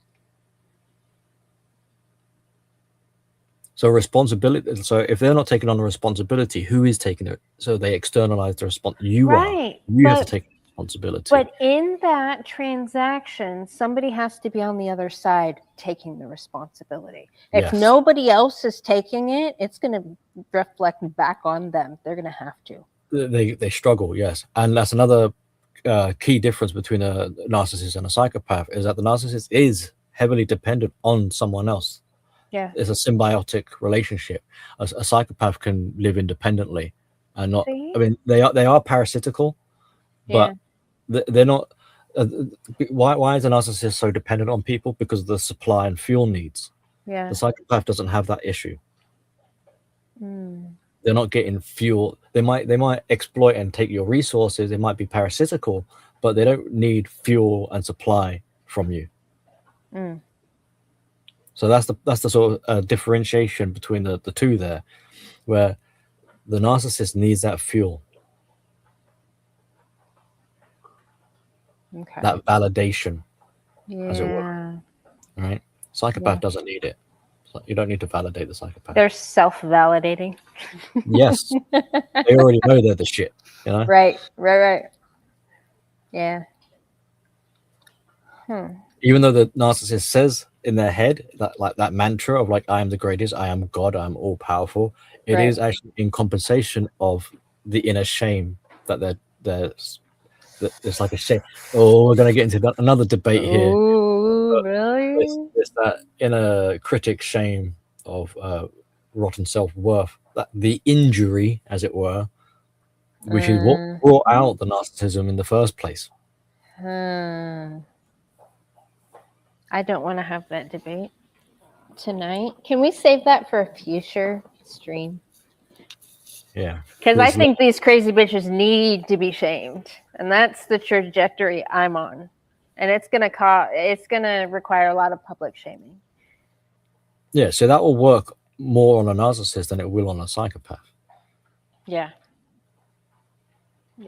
Well, I'm dealing with more narcissistic traits than psychopathic ones. I'm trying to push them towards psychopathy. Sounds like they'd be more responsible and do a better fucking job. Well, weren't you saying you were pushing more of like getting them out of there altogether? Yeah. You know. Shame them into compliance. We could coerce them.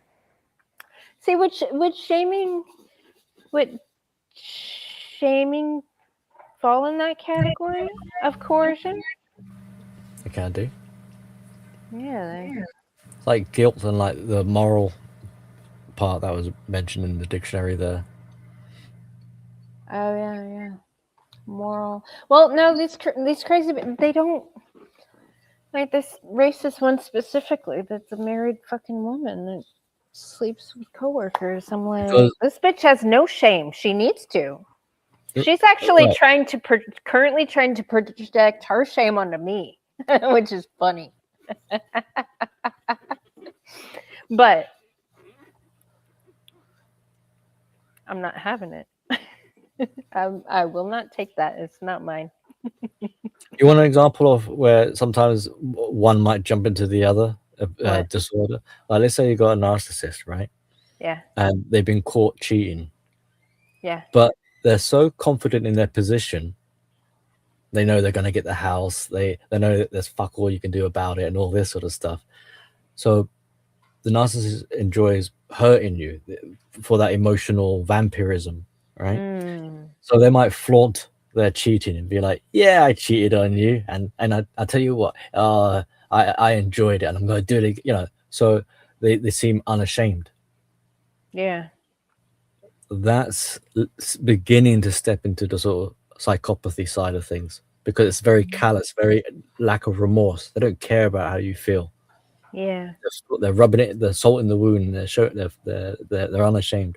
But if they same person, but if they were not so secure and confident, then they might still feel shame. So it kind of depends on the situation and the need.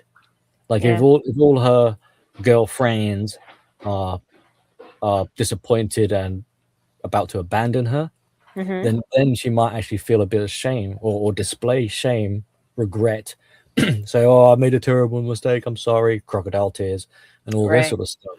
Right.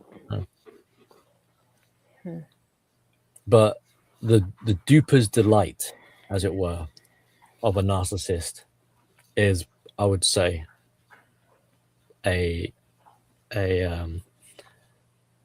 psychopathic sort of tether.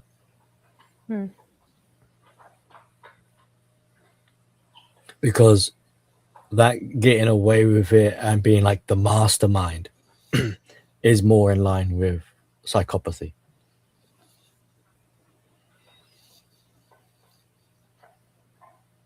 Yeah, I was thinking about this. What Freebird said, even if you can't change them, we can take solace from the fact that even narcissists have to suffer the results of their own actions.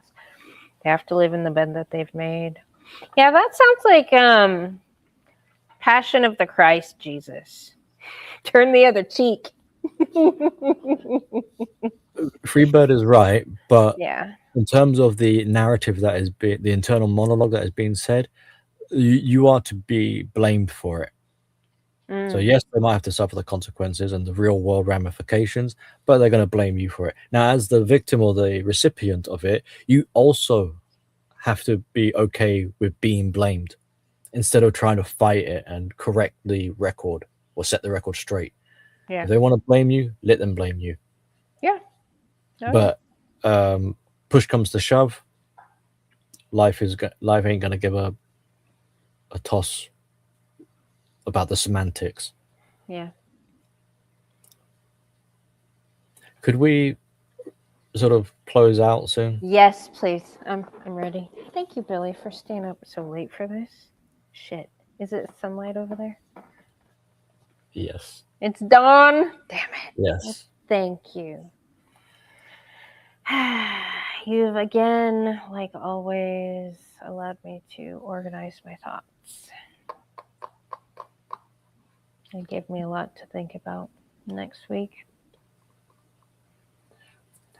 Something that gives me a bit of solace, as it were, is in the knowing that these discussions, these topics, these whatever, right?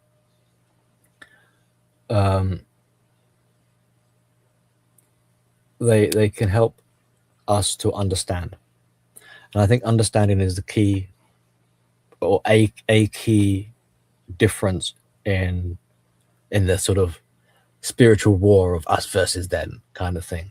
Yeah. Because if you were to try have a similar conversation, but with a audience of narcissists, or if the hyenas were trying to discuss in the same kind of manner, they couldn't keep up. What would they do with this? I don't know. They watch it, and then I watch what they do with it, and it's funny because they miss the point. Always miss the point. You can't expect somebody who's committed to misunderstanding you to get anything out of this.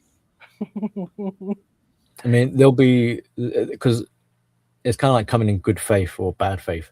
Yeah, so they'll be approaching this sort of subject matter in bad. They'll be like looking, well, how can I utilize this information? How can I work around? How can I how can I circumvent it? Yeah. And it's like, that's the problem. Yep. That's why you're not going to learn, because instead of trying to learn, you're trying to deflect, you're trying to offload, you're trying to Yep. get around it, you're trying to cheat. Yep. Lazy fucks. Complacent assholes. All right. Thank you, everybody in the chat. Have a good night. Thank you, everyone. Tom, everybody. Catch you next time.